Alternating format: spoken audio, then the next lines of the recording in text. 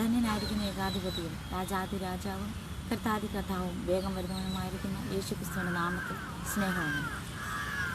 വീണ്ടും Malayali Pentecost youth ഫ്രണ്ട്സിലൂടെ ദൈവവചനം share ചെയ്യുവാൻ ദൈവം എൻ്റെ ജീവിതത്തിൽ ഒരുക്കി തന്ന വലിയ അവസരത്തെ ഓർത്ത് നന്ദി അറിഞ്ഞ ഹൃദയത്തോടെ ഞാൻ സ്തോത്രം ചെയ്യുന്നു. ഇങ്ങനൊരു അവസരം എനിക്ക് വേണ്ടി ഒരുക്കി തന്ന MPYF-ൻ്റെ പിന്നണിയിൽ പ്രവർത്തിക്കുന്ന അഭിഷിക്തന്മാരായിരിക്കുന്ന എല്ലാ ദൈവദാസന്മാരോടും ദൈവനാമത്തിലുള്ള നന്ദിയും സ്നേഹവും തരണം ഞാൻ ഓർപ്പിക്കുകയാണ്.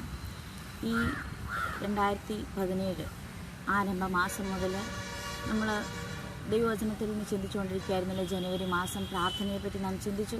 ഫെബ്രുവരി മാസം ഈ കഴിഞ്ഞ 14 ദിവസങ്ങൾ ദൈവസഭയും പരിശുദ്ധാത്മ വരങ്ങളും എന്ന വിഷയത്തെ ആസ്പദമാക്കി അഭിഷിക്തന്മാരായിരുന്ന ദൈവദാസിമാർ നമ്മളോട് ദൈവത്തിൻ്റെ സന്ദേശം അറിയിച്ചുകൊണ്ടിരിക്കുകയായിരുന്നു.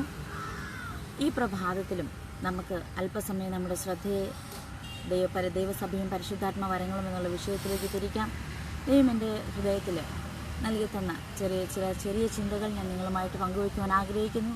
വളരെ പ്രാർത്ഥനയോടെ നമുക്ക് ദൈവസന്നിധാനത്തിലായിരിക്കാം. നാം എപ്പോൾ ദൈവവചനം കേൾക്കുന്നുണ്ടെങ്കിലും എപ്പോൾ ദൈവവചനം ധ്യാനിക്കാൻ കടന്നു വന്നാലും പ്രാർത്ഥനയോടെ നാം ദൈവസന്നിധാനത്തിലേക്ക് കടന്നു വരുന്നുവെങ്കിൽ തീർച്ചയായിട്ടും ദൈവം നമ്മളോട് സംസാരിക്കാനിടയായിത്തീരും. ആര് സംസാരിക്കുന്നുള്ളതല്ല കാര്യം.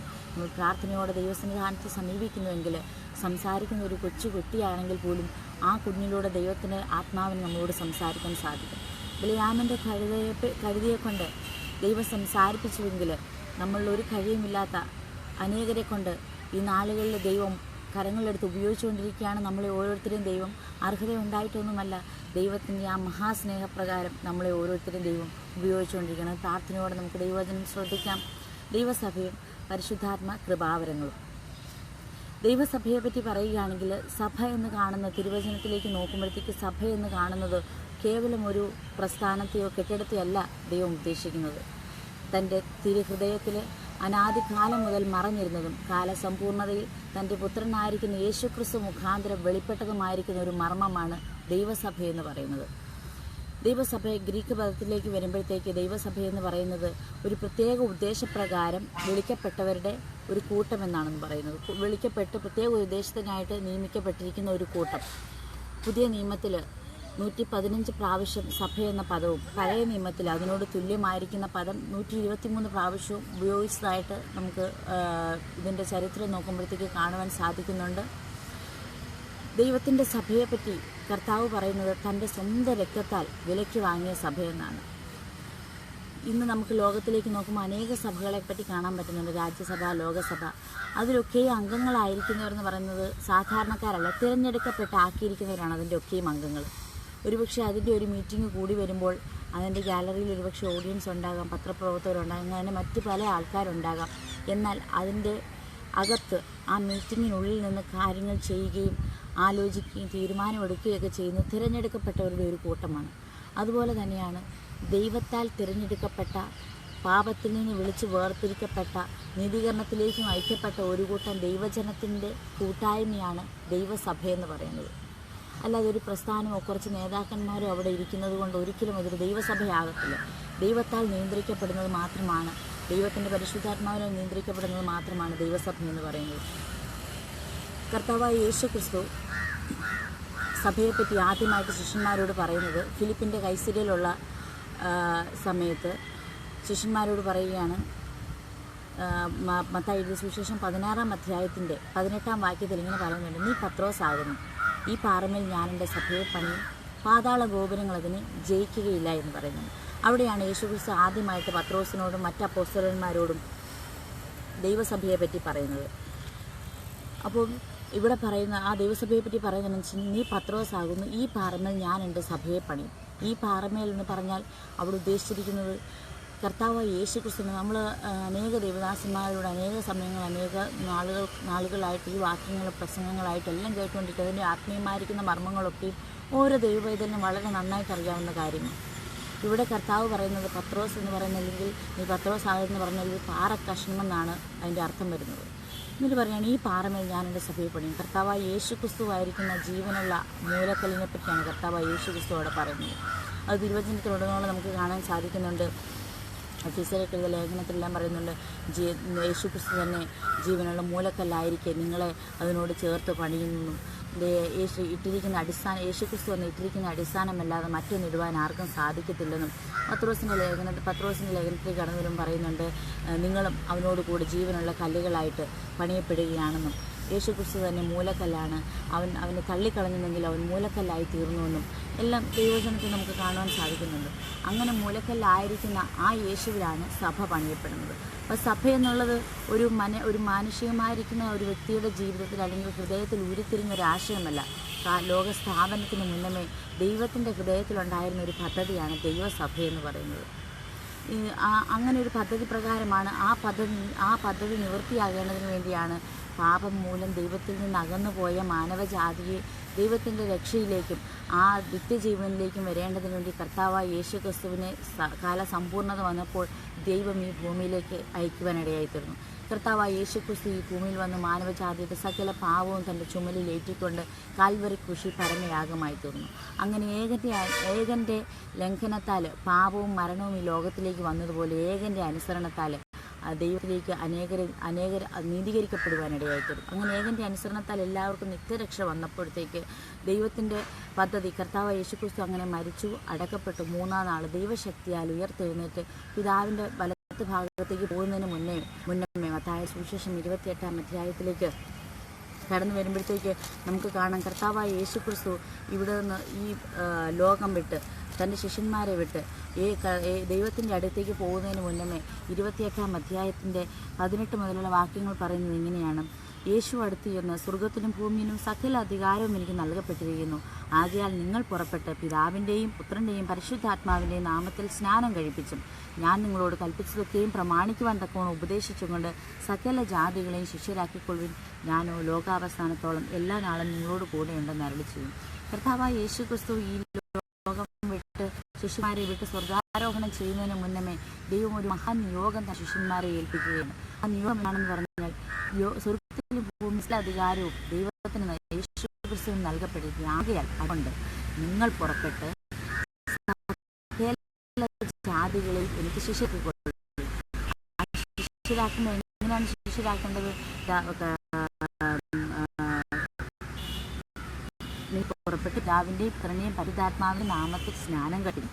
ഞാൻ നിങ്ങളോട് കൽപ്പിക്കുകയും പ്രമാണിക്കുവാൻ ഉപദേശിച്ചുകൊണ്ട്. അപ്പോൾ പുറപ്പെട്ട് ഉപദേശിച്ച് അനേക ജാതികളെ ശിഷ്യരാക്കുകയും പിതാവിൻ്റെ പുത്രൻ്റെയും പരിശുദ്ധാത്മാവിൻ്റെ നാമത്തിൽ അവരെ സ്നാനം കഴിക്കുകയും ചെയ്യണം എന്നുള്ള ഒരു മഹാനിയോഗം ഒരു കൽപ്പന ശിഷ്യന്മാർക്ക് കൊടുത്തതിന് ശേഷമാണ് യേശു ഈ ലോകത്തിൽ നിന്ന് സ്വർഗാരോഹണം ചെയ്തു പോകുന്നത്. പക്ഷേ സ്വർഗാരോഹണം ചെയ്തു പോകുന്ന യേശുവിനറിയാം, സാധാരണക്കാരും കഴിവുമില്ലാത്തവരുമായിരിക്കുന്ന വിദ്യാഭ്യാസമില്ലാത്തവരായിരുന്ന ഈ സാധാരണ ശിഷ്യന്മാർ യേശുവിൻ്റെ അല്പസമയമൊന്നും മാറി നിന്നപ്പോഴേ ഇവർ പഴവും വലയും എടുത്തുകൊണ്ട് അവരുടെ പഴയ ജോലിക്ക് വേണ്ടി പോയതാണ്.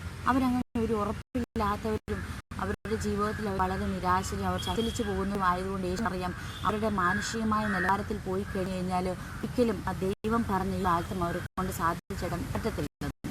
അതുതന്നെയുമല്ല, ദൈവം എൻ്റെ ഹൃദയത്തിൽ ആദ്യ നിർണയത്തിൽ ദൈവം വിധിച്ചിരുന്ന ഒരു പ്ലാനായിരുന്നു ദൈവസഭ എന്നതുകൊണ്ട് ശിഷ്യന്മാരോട് വ്യക്തമായിട്ട് ഇങ്ങനൊരു കാര്യം പറഞ്ഞു. അതാണ് അപ്പോസ്തല പ്രവൃത്തിയുടെ പുസ്തകത്തിലേക്ക് വരുമ്പോൾ 1-ാം അധ്യായം നമ്മുടെ ആദിമസഭയുടെ ചരിത്ര വിവരമായിരിക്കുന്ന അപ്പോസ്തല പ്രവൃത്തികൾ 1-ാം അധ്യായത്തിൽ കാണുന്നുണ്ട്. നിങ്ങൾ എന്നോട് കേട്ട വാഗ്ദത്തത്തിനായി കാത്തിരിക്കണം. മുസ്ലിമിൽ നിന്ന് വാങ്ങിപ്പോകാതെ ദൈവത്തിൻ്റെ ആത്മാവെന്ന അല്ലെങ്കിൽ രക്ഷാത്മാവെന്ന കാര്യസ്ഥൻ നിങ്ങളുടെ അടുത്ത് വരുവോളം നിങ്ങൾ കാത്തിരിക്കണം. അങ്ങനെ കാത്തിരുന്ന് ശക്തി പ്രാപിച്ചതിന് ശേഷം മാത്രമേ നിങ്ങൾ ഈ പുറപ്പെട്ട് സകല ജാതികളെ ശിഷ്യരാക്കിക്കൊള്ളാൻ പോകാവുള്ളതെന്നാണ് യേശു പറയുന്നത്. അപ്പോൾ യേശുവിനറിയാം പരിശുദ്ധാത്മാവിൻ്റെ സഹായമില്ലാതെ പരിശുദ്ധാത്മാവിൻ്റെ പ്രവർത്തികളിൽ പരിശുദ്ധാത്മാവിനോട് കൂടെ അല്ലാതെ ഒരിക്കലും കർത്താവിൻ്റെ ഈ മഹാനിയോഗം പൂർത്തീകരിക്കുവാൻ ശിഷ്യന്മാർക്ക് കഴിവില്ല. യേശു നന്നറിയാം. അതുകൊണ്ടാണ് യേശു പറഞ്ഞത് ബലഹീനമായിരിക്കുന്ന ശിഷ്യന്മാരെ പരിശുദ്ധാത്മാവിൻ്റെ ശക്തിക്ക് വേണ്ടി കാത്തിരിക്കാൻ പറയുന്നത്. അപ്പോസ്തല പ്രവൃത്തികളുടെ പുസ്തകം 1-ാം അധ്യായം 8-ാം വാക്യം, അതായത് അപ്പോസ്തല പ്രവൃത്തികളുടെ താക്കോൽവാക്യമായിരിക്കുന്ന 8-ാം വാക്യം പറയുന്നത്, എന്നാൽ പരിശുദ്ധാത്മാവ് നിങ്ങളുടെ വരുമ്പോൾ നിങ്ങൾ ശക്തി ലഭിച്ചിട്ട് യെരൂശലേമിലും യഹൂദയിൽ എല്ലായിടത്തും പറഞ്ഞത് നിങ്ങൾ പുറപ്പെട്ട് ലോകത്തിൻ്റെ അറ്റത്തോളം എൻ്റെ സാക്ഷികളാകും. അതുപോലെ തന്നെയാണ് പരിശുദ്ധാത്മാവ് നിങ്ങളുടെ മേൽ വരുമ്പോൾ അവൻ നിങ്ങളെ ബലപ്പെടുത്തുകയാണ്, ശക്തിപ്പെടുത്തുകയാണ്. ഈ ഭൂലോകത്തിൻ്റെ അറ്റത്തോളം യെരൂശലേമിലും യഹൂദയിൽ എല്ലായിടത്തും ശമര്യയിലും ലോകത്തിൻ്റെ അറ്റത്തോളവും ദൈവത്തിൻ്റെ സാക്ഷികളാകുവാൻ അവൻ നിങ്ങളെ ബലപ്പെടുത്തിയത്. കേവലം ബലപ്പെടുത്തുന്ന ഒരു ആത്മാവ് മാത്രമാണ് പരിശുദ്ധാത്മാവ് അല്ല. സഭയുടെ കർത്തൃത്വം കർത്താവായ യേശുക്രിസ്തു സ്വർഗ്ഗാരോഹണം ചെയ്ത് പോയി പിതാവിൻ്റെ വലത്ത് ഭാഗത്ത് നമുക്ക് വേണ്ടി പക്ഷപാതം ചെയ്തുകൊണ്ടിരിക്കുകയാണ്. ഇപ്പോൾ ഭൂമിയിലുള്ള സഭയുടെ കർത്തൃത്വം നടത്തുന്നത് ശിഷ്യന്മാരോ അപ്പോസ്തലന്മാരോ ഒന്നുമല്ല, പരിശുദ്ധാത്മാവാണ് ഇതിൻ്റെ പൂർണ്ണമായിരിക്കുന്ന കർത്തൃത്വം നടത്തുന്നത്. കാരണം ദൈവസഭയെന്ന് പറയുന്നത് ദൈവത്തിൻ്റെ സ്വന്തമായിട്ടുള്ള ഒരു മാനുഷികമായ ഇഷ്ടത്താൽ അല്ലാത്തത് കൊണ്ട് ഇപ്പോഴും ആദിമകാലമുള്ള ദൈവത്തിൻ്റെ സഭ ആദ്യകാലം ആരംഭിച്ച ആ സമയം മുതൽ ഈ 21-ാം നൂറ്റാണ്ടിൽ ഇപ്പോൾ ഞാൻ ഈ സംസാരിക്കുന്ന ഈ നിമിഷം വരെ ദൈവത്തിൻ്റെ സഭയെ ആ പരിശുദ്ധാത്മാവിൽ നയിക്കപ്പെടുന്ന സഭകളാണ് ഇന്നും വളർന്നുകൊണ്ടിരിക്കുന്നത്. അങ്ങനെ ശിഷ്യന്മാർ യേശുവിനോട് കേട്ട വാക്കുകൾക്കായിട്ട് യെരുശലേമിൽ കാത്തിരുന്നു. അവർ ഒരുമനപ്പെട്ട് പ്രാർത്ഥിച്ച് പോകുന്നതാണ്. ആ കാലത്ത് 120 പേരുള്ള സംഘം മർക്കോസിൻ്റെ മാളികമുറിയിൽ പെന്തക്കോസ്ത് നാളിൽ ഇങ്ങനെ കൂടിയിരിക്കുമ്പോൾ പെട്ടെന്ന് പരിശുദ്ധാത്മാവ് അവർക്ക് പ്രത്യക്ഷമാവുകയാണ്. ദൈവം അഗ്നിനാവുകൾ പോലെ പിളർന്നിരിക്കുന്ന അഗ്നിജാല പോലെ പിളർന്നിരിക്കുന്ന നാവുകൾ അവർക്ക് പ്രത്യക്ഷമായി അവരുടെ ഓരോരുത്തരുടെ മേൽ പതിഞ്ഞ് അവർ പരിശുദ്ധാത്മ നിറഞ്ഞതായിട്ട് അവർ എല്ലാവരും ആ 120 പേരും എഴുന്നേറ്റ് നിന്ന് അപ്പോൾ പരിശുദ്ധാത്മാവ് വന്ന സമയത്ത് ഒരു വലിയ മുഴക്കമുണ്ടായി. ആ മുഴക്കം കേട്ടു ആ ദേശത്തുണ്ടായ ഒരു പുരുഷനോട് ഓടിക്കൂടി. ആ ഓടിക്കൂടിയ പുരുഷാരത്തിൽ എത്രത്തോളം ജാതികളുണ്ടായിരുന്നു, അവർക്ക് എത്രത്തോളം ഭാഷകൾ സംസാരിക്കുന്നവരായിരുന്നു. ആ ഭാഷകളിലൊക്കെ ഈ 120 പേര് പരിശുദ്ധാത്മാവിൽ നിറഞ്ഞ് സംസാരം ദൈവത്തിൻ്റെ സ്വർഗരാജന്റെ മർമ്മങ്ങളെ പ്രസ്താവിക്കാൻ തുടങ്ങിയപ്പോൾ ആ കൂടി വന്ന പുരുഷാരം എന്ത് ചെയ്തു? ഭ്രമിച്ച് ചഞ്ചലിക്കുവാനിടയായിത്തീർന്നു. എന്നാൽ മറ്റു ചിലർ അവരെ പരിഹസിക്കുവാനിടയായിത്തീർന്നു. ഇന്നും അങ്ങനെ തന്നെയാണ്. നമ്മൾ അന്യഭാഷയിൽ ആരാധിക്കുമ്പോൾ പരിശുദ്ധാത്മാവിൻ്റെ നിറവിൽ നമ്മൾ മുൻപോട്ട് പോകുമ്പോൾ ചിലർ അതിശയത്തോടെ നോക്കിക്കാണുക, എന്നാൽ മറ്റു ചിലർ അന്നത്തെ കാലത്തെ പോലെ നമ്മളെ ഇന്നും പരിഹസിച്ചുകൊണ്ടിരിക്കുക. എന്നാൽ ഈ പരിഹാസത്തിൻ്റെ മധ്യത്തിൽ പത്രോസ് ധൈര്യം പൂണ്ട് എഴുന്നേറ്റ് നിന്ന് കർത്താവായ യേശുക്രിസ്തുവിന് ആ കൂടി വന്ന തെളിയിച്ചു കൊടുക്കുവാൻ തുടങ്ങി. ആ തെളിയിച്ചു കൊടുത്തു കഴിഞ്ഞപ്പോഴത്തേക്ക് അവിടെ കൂടി വന്ന പുരുഷാരം ഏകദേശം 3000-ഓളം പേരുണ്ടായിരുന്നു. അവരുടെ ഹൃദയത്തിൽ കുത്തുകൊണ്ടിട്ട് പത്രോസിനോട് ശേഷം അപ്പോസ്തലന്മാരോടും ചോദിക്കുകയാണ്, ഞാൻ എന്ത് ചെയ്യണം, അല്ലെങ്കിൽ ഞങ്ങൾ എന്ത് ചെയ്യണം? പത്രോസ് അവിടെ പറയുകയാണ്, നിങ്ങൾ മാനസാന്തരപ്പെട്ട് യേശുക്രിസ്തുവിൻ്റെ നാമത്തിൽ സ്നാനമേൽക്കും, എന്നാൽ നിങ്ങൾക്ക് പരിശുദ്ധാത്മാവ് എന്ന ദാനം ലഭിക്കുവാനിടയായിത്തീരും. അങ്ങനെ ആ പത്രോസിൻ്റെ വാക്ക് കൈക്കൊണ്ടവർ സ്നാനമേറ്റു. ഈ ശിഷ്യന്മാരോടും ശേഷം അപ്പോസ്തലന്മാരോടും ചേർന്ന് വന്ന് അപ്പോസ്തലപ്രവൃത്തി 2-ാം അധ്യായത്തിൻ്റെ 37 മുതൽ 47 വരെയുള്ള വാക്യങ്ങൾ വായിക്കുമ്പോൾ നമുക്ക് മനസ്സിലാക്കാൻ സാധിക്കുന്നു. അങ്ങനെ ചേർന്ന് ദൈവജനം എന്ത് ചെയ്യുന്നു വെച്ചാൽ അപ്പോസ്തലന്മാരോട് ചേർന്ന് വന്ന് അവർ കൂട്ടായ്മ ആചരിച്ചും അപ്പം നുറുക്കിയും പ്രാർത്ഥന കഴിച്ചും ഉപദേശം കേട്ടും അങ്ങനെ ഒരു വലിയൊരു ഒരു സഭാ രൂപീകരണത്തിലേക്ക് ആ ഒരു പ്രസംഗം അവിടെ കൊണ്ടെത്തിച്ചു. അപ്പോൾ അവർ തുടങ്ങിയപ്പോഴത്തേക്ക് പെന്തക്കോസ്ത് നാളിൽ പത്രോസ് തുടങ്ങിയപ്പോഴത്തേക്ക് അവിടെ എത്ര പേരുണ്ടായിരുന്നു? വെറും 120 പേര്. ഒരു 120 പേരെ കൊണ്ടാണ് ദൈവം തൻ്റെ ദർശനം പൂർത്തീകരിക്കാനായിട്ട് ദൈവം ആ ഒരു പുറപ്പെടാൻ കർത്താവ് പറഞ്ഞത്. വെറും 120 പേര് മാത്രമേ ഉള്ളൂ. എന്നാൽ 120 പേര് കാത്തിരുന്ന് പരിശുദ്ധാത്മാവിൻ്റെ ശക്തി പ്രാപിച്ചപ്പോൾ ആ 120 പേരുടെ മേൽ പരിശുദ്ധാത്മാവിൻ്റെ ശക്തി വന്നപ്പോൾ അതിലൊരാൾ എഴുന്നേറ്റ് നിന്ന് കർത്താവിനെ, അതിൽ ശക്തനായിരിക്കുന്ന പത്രോസ് എഴുന്നേറ്റ് നിന്ന് കർത്താവായ യേശുക്രിസ്തുവിനെ അവർക്ക് തെളിയിച്ചു കൊടുത്തപ്പോഴത്തേക്ക് 3000 പേര് കർത്താവിനോട് ചേരുവാനിടയായി. അങ്ങനെയാണ് ആദിമ സഭയിൽ 1-ാമത്തെ സഭയുടെ രൂപീകരണം എന്ന് പറയുന്നത്. അത് ഇതിനോടനുബന്ധിച്ച് നമുക്ക് ചിന്തിക്കേണ്ട ഒരു കാര്യമുണ്ട്. മത്തായിയുടെ സുവിശേഷം 16-ാം അധ്യായത്തിൽ 18-ാം വാക്യത്തിൽ കർത്താവ് ഇങ്ങനെ പറയുന്നുണ്ട്, നീ പത്രോസായിരുന്നു, ഈ പാറമേൽ ഞാൻ എൻ്റെ സഭയെ പണിയും. അപ്പോൾ ഈ വാക്യവും ഇവിടെ ഈ നടന്ന സംഭവങ്ങളും ഈ വാക്യങ്ങളും കൂട്ടിച്ചേർത്ത് വായിക്കാനാണ് ഞാൻ ഇന്ന് പകൽക്കാലം ആഗ്രഹിക്കുന്നത്. ശിഷ്യന്മാരോട് കൈസരിക്കുള്ള ആ കൈസരിയിൽ നിൽക്കുമ്പോഴത്തേക്ക് ഈ കർത്താവായ യേശുക്രിസ്തു ശിഷ്യന്മാരോട് ചോദിക്കുകയാണ്, ഞാൻ ആരാണെന്നാണ് നിങ്ങൾ പറയുന്നത്? അപ്പോൾ ശിഷ്യന്മാരിൽ പത്രോസ് എപ്പോഴത്തേക്കും പോലെ പെട്ടെന്ന് ചാടിക്കേറി യേശുവിനോട് പറഞ്ഞു, നീ ജീവനുള്ള ദൈവത്തിൻ്റെ പുത്രനായിരിക്കും ക്രിസ്തു എന്ന് ഞാൻ അറിയുന്നു. ഉടനെ കർത്താവ് പറഞ്ഞു, ബർയോന ശീമോനെ, ജഡരക്തങ്ങളല്ല ദൈവത്തിൻ്റെ പരിശുദ്ധാത്മാവല്ല പിതാവായ ദൈവം അത്ര നിനക്ക് ഈ വെളിപ്പാടിനെ തന്നത്. അങ്ങനെ ആ വെളിപ്പാട് പ്രാപിച്ച് നീ പത്രോസ് ആകുന്നു, പത്രോസ് പെട്രോ അല്ലെങ്കിൽ പാറ കഷ്ണമാകുന്നു. ഞാൻ ഈ പാറമേൽ എൻ്റെ സഭയെ പണിയും, ഞാനായിരിക്കുന്ന മൂലക്കല്ലിൽ എൻ്റെ സഭയെ പണിയുമ്പോൾ പത്രോസ് അതിനൊരു ആരംഭ വിടവെന്നുള്ള ഒരു വാഗ്ദത്തമായിട്ടാണ് നമുക്കതിനെ കാണുവാൻ സാധിക്കുന്നത്. കാരണം ആദിമസഭയുടെ രൂപീകരണത്തിൽ ആദിമസഭ ആരംഭിക്കുമ്പോഴത്തേക്ക് അതിന് ആ തുടക്കം കുറിക്കുന്നത് പത്രോസ് അപ്പോസ്തലനാണ്. പത്രോസിലൂടെ ദൈവത്തിൻ്റെ സഭ അവിടെ രൂപീകൃതമായി. പത്രോസിൻ്റെ ദൈവം അതിനൊരു ആയുധമായിട്ട് കരങ്ങളിലെടുത്ത് ഉപയോഗിച്ചു. അങ്ങനെ മർക്കോസിൻ്റെ മാളികമുറിയിൽ പെന്തക്കോസ്ത് നാളിൽ ആരംഭിച്ച ദൈവത്തിൻ്റെ സഭ അപ്പോസ്തല പ്രവൃത്തി 2-ാം അധ്യായത്തിൻ്റെ 47-ാമത്തെ വാക്യത്തിലേക്ക് വരുമ്പോഴത്തേക്ക് കർത്താവ് രക്ഷിക്കപ്പെടുന്നവരെ ദിനം പ്രതി സഭയോട് ചേർത്തുകൊണ്ടിരുന്നു. അങ്ങനെ 3000 പേരെ കൊണ്ട് അവിടെ തീർന്നില്ല. പിന്നെ 3000 പേര് ഓരോ ദിവസവും അവർ സുവിശേഷം കർത്താവിൻ്റെ ഈ നല്ല വാർത്ത അവർ പ്രചരിപ്പിച്ചുകൊണ്ടിരുന്നു. അപ്പോൾ ഓരോരുത്തരും ദൈവത്തിൽ വിശ്വസിച്ച് സഭയോട് ചേരുവാനിടയായി തീർന്നു. അത് കഴിഞ്ഞതിന് ശേഷം വീണ്ടും നമുക്ക് മുൻപോട്ട് വരുമ്പോഴത്തേക്ക് അപ്പോസ്തല പ്രവൃത്തികൾ 5-ാം അധ്യായത്തിൻ്റെ 14-ാം വാക്യത്തിൽ ഇങ്ങനെയാണ് കാണുന്നത്. ഇവയ്ക്കുമേൽ അനവധി പുരുഷന്മാരും സ്ത്രീകളും ദൈവത്തിൽ കർത്താവിൽ വിശ്വസിച്ച് ചേർന്ന് വന്നു. വീണ്ടും 6-ാം അധ്യായം 1-ാമത്തെ വാക്യത്തിൽ വായിക്കുന്നത് ആ കാലന്മാർ പെരുകി വന്നു. വീണ്ടും 6-ാം അധ്യായത്തിൻ്റെ 7-ാം വാക്യത്തിൽ വായിക്കുന്നത് ദൈവവചനം പരന്ന യെരൂശലേം ശിഷ്യന്മാരുടെ എണ്ണം ഏറ്റവും പെരുകി, പുരോഹിതന്മാരും വലിയൊരു കൂട്ടം വിശ്വാസത്തിന് അധീനരായിത്തീർന്നു. അങ്ങനെ പരിശുദ്ധാത്മാവിനോട് ചേർന്ന് നിന്നുകൊണ്ട് കർത്താവിൻ്റെ വചനമനുസരിച്ചുകൊണ്ട് ശിഷ്യന്മാർ പ്രവർത്തിച്ചത്തേക്ക് ദൈവത്തിൻ്റെ സഭ വളരുവാനിടയായിത്തീർന്നു. അങ്ങനെ സഭ വളർന്ന് യെരൂശലേമിലൊക്കെയും ഇപ്പോൾ സഭ വളർന്ന് ഏറിയ കൂട്ടം ദൈവത്തെ അറിയുവാനും അവിടെ ദൈവവചനം യെരൂശലേമിൽ പരക്കുവാനും ഇടയായിത്തീർന്നു. അപ്പോൾ അപ്പോസ്തല പ്രവൃത്തികൾ 1-ാം അധ്യായം 8-ാം വാക്യത്തിൽ വായിച്ചു കേട്ടതുപോലെ പരിശുദ്ധാത്മാവിൻ്റെ ശക്തി വരുമ്പോൾ നിങ്ങൾ ശക്തി ലഭിച്ചിട്ട് പരിശുദ്ധാത്മാവ് വരുമ്പോൾ നിങ്ങൾ ശക്തി ലഭിച്ചിട്ട് യെരൂശലേമിലും ആ 1-ാമത്തെ കാര്യം അവിടെ പൂർത്തീകരിക്കുകയാണ്. യെരൂശലേമിൽ ഇപ്പോൾ ദൈവത്തിൻ്റെ വചനം പരന്നു. എന്നാൽ ഈ ശിഷ്യന്മാർ ദൈവത്തിൽ നിന്ന് കേട്ട വാക്യത്തെ പ്രകാരം മറ്റുള്ള സ്ഥലങ്ങളിലേക്ക് പോകാതെ യെരൂശലേമിൽ തന്നെ നിന്ന് പ്രവർത്തിക്കുമ്പോഴത്തേക്ക് 8-ാം അധ്യായത്തിലേക്ക് കടന്നു വരുമ്പോഴത്തേക്ക് നാം കാണുന്നത് 7-ാം അധ്യായത്തിൽ സ്തേഫാനോസിന് വലിയൊരു ഉപദ്രവം സംഭവിക്കുകയും അവൻ രക്തസാക്ഷിയായി തീരുകയും ചെയ്തു.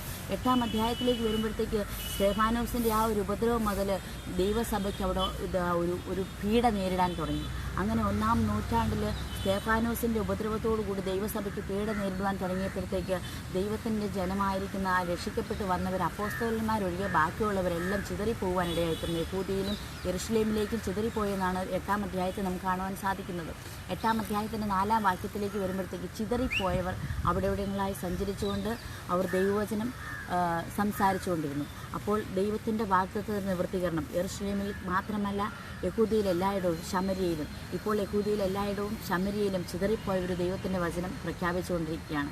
അന്ന് അവിടെ ആരംഭിച്ച ദൈവത്തിൻ്റെ ഉണർവ് 1-ാം നൂറ്റാണ്ടിൽ ആരംഭിച്ച ദൈവത്തിൻ്റെ ഉണർവ് ഈ 21-ാം നൂറ്റാണ്ടിലും സംഭവിച്ചുകൊണ്ടിരിക്കുക. അന്ന് പെരുകിയിരുന്ന സഭ അന്ന് ഓരോരുത്തരും ദൈവത്തിൽ വിശ്വസിച്ച് കൂടി വന്നതുപോലെ ഈ 21-ാം നൂറ്റാണ്ടിലും ലോകത്തിൻ്റെ വിവിധ ഭാഗങ്ങളിൽ ദൈവത്തിൻ്റെ സഭ വളർന്നുകൊണ്ടേയിരിക്കുകയാണ്. ആ 1-ാം നൂറ്റാണ്ടിൽ ദൈവസഭയുടെ വളർച്ച ആരംഭിച്ചപ്പോൾ തന്നെ പീഡയും ആരംഭിച്ചു.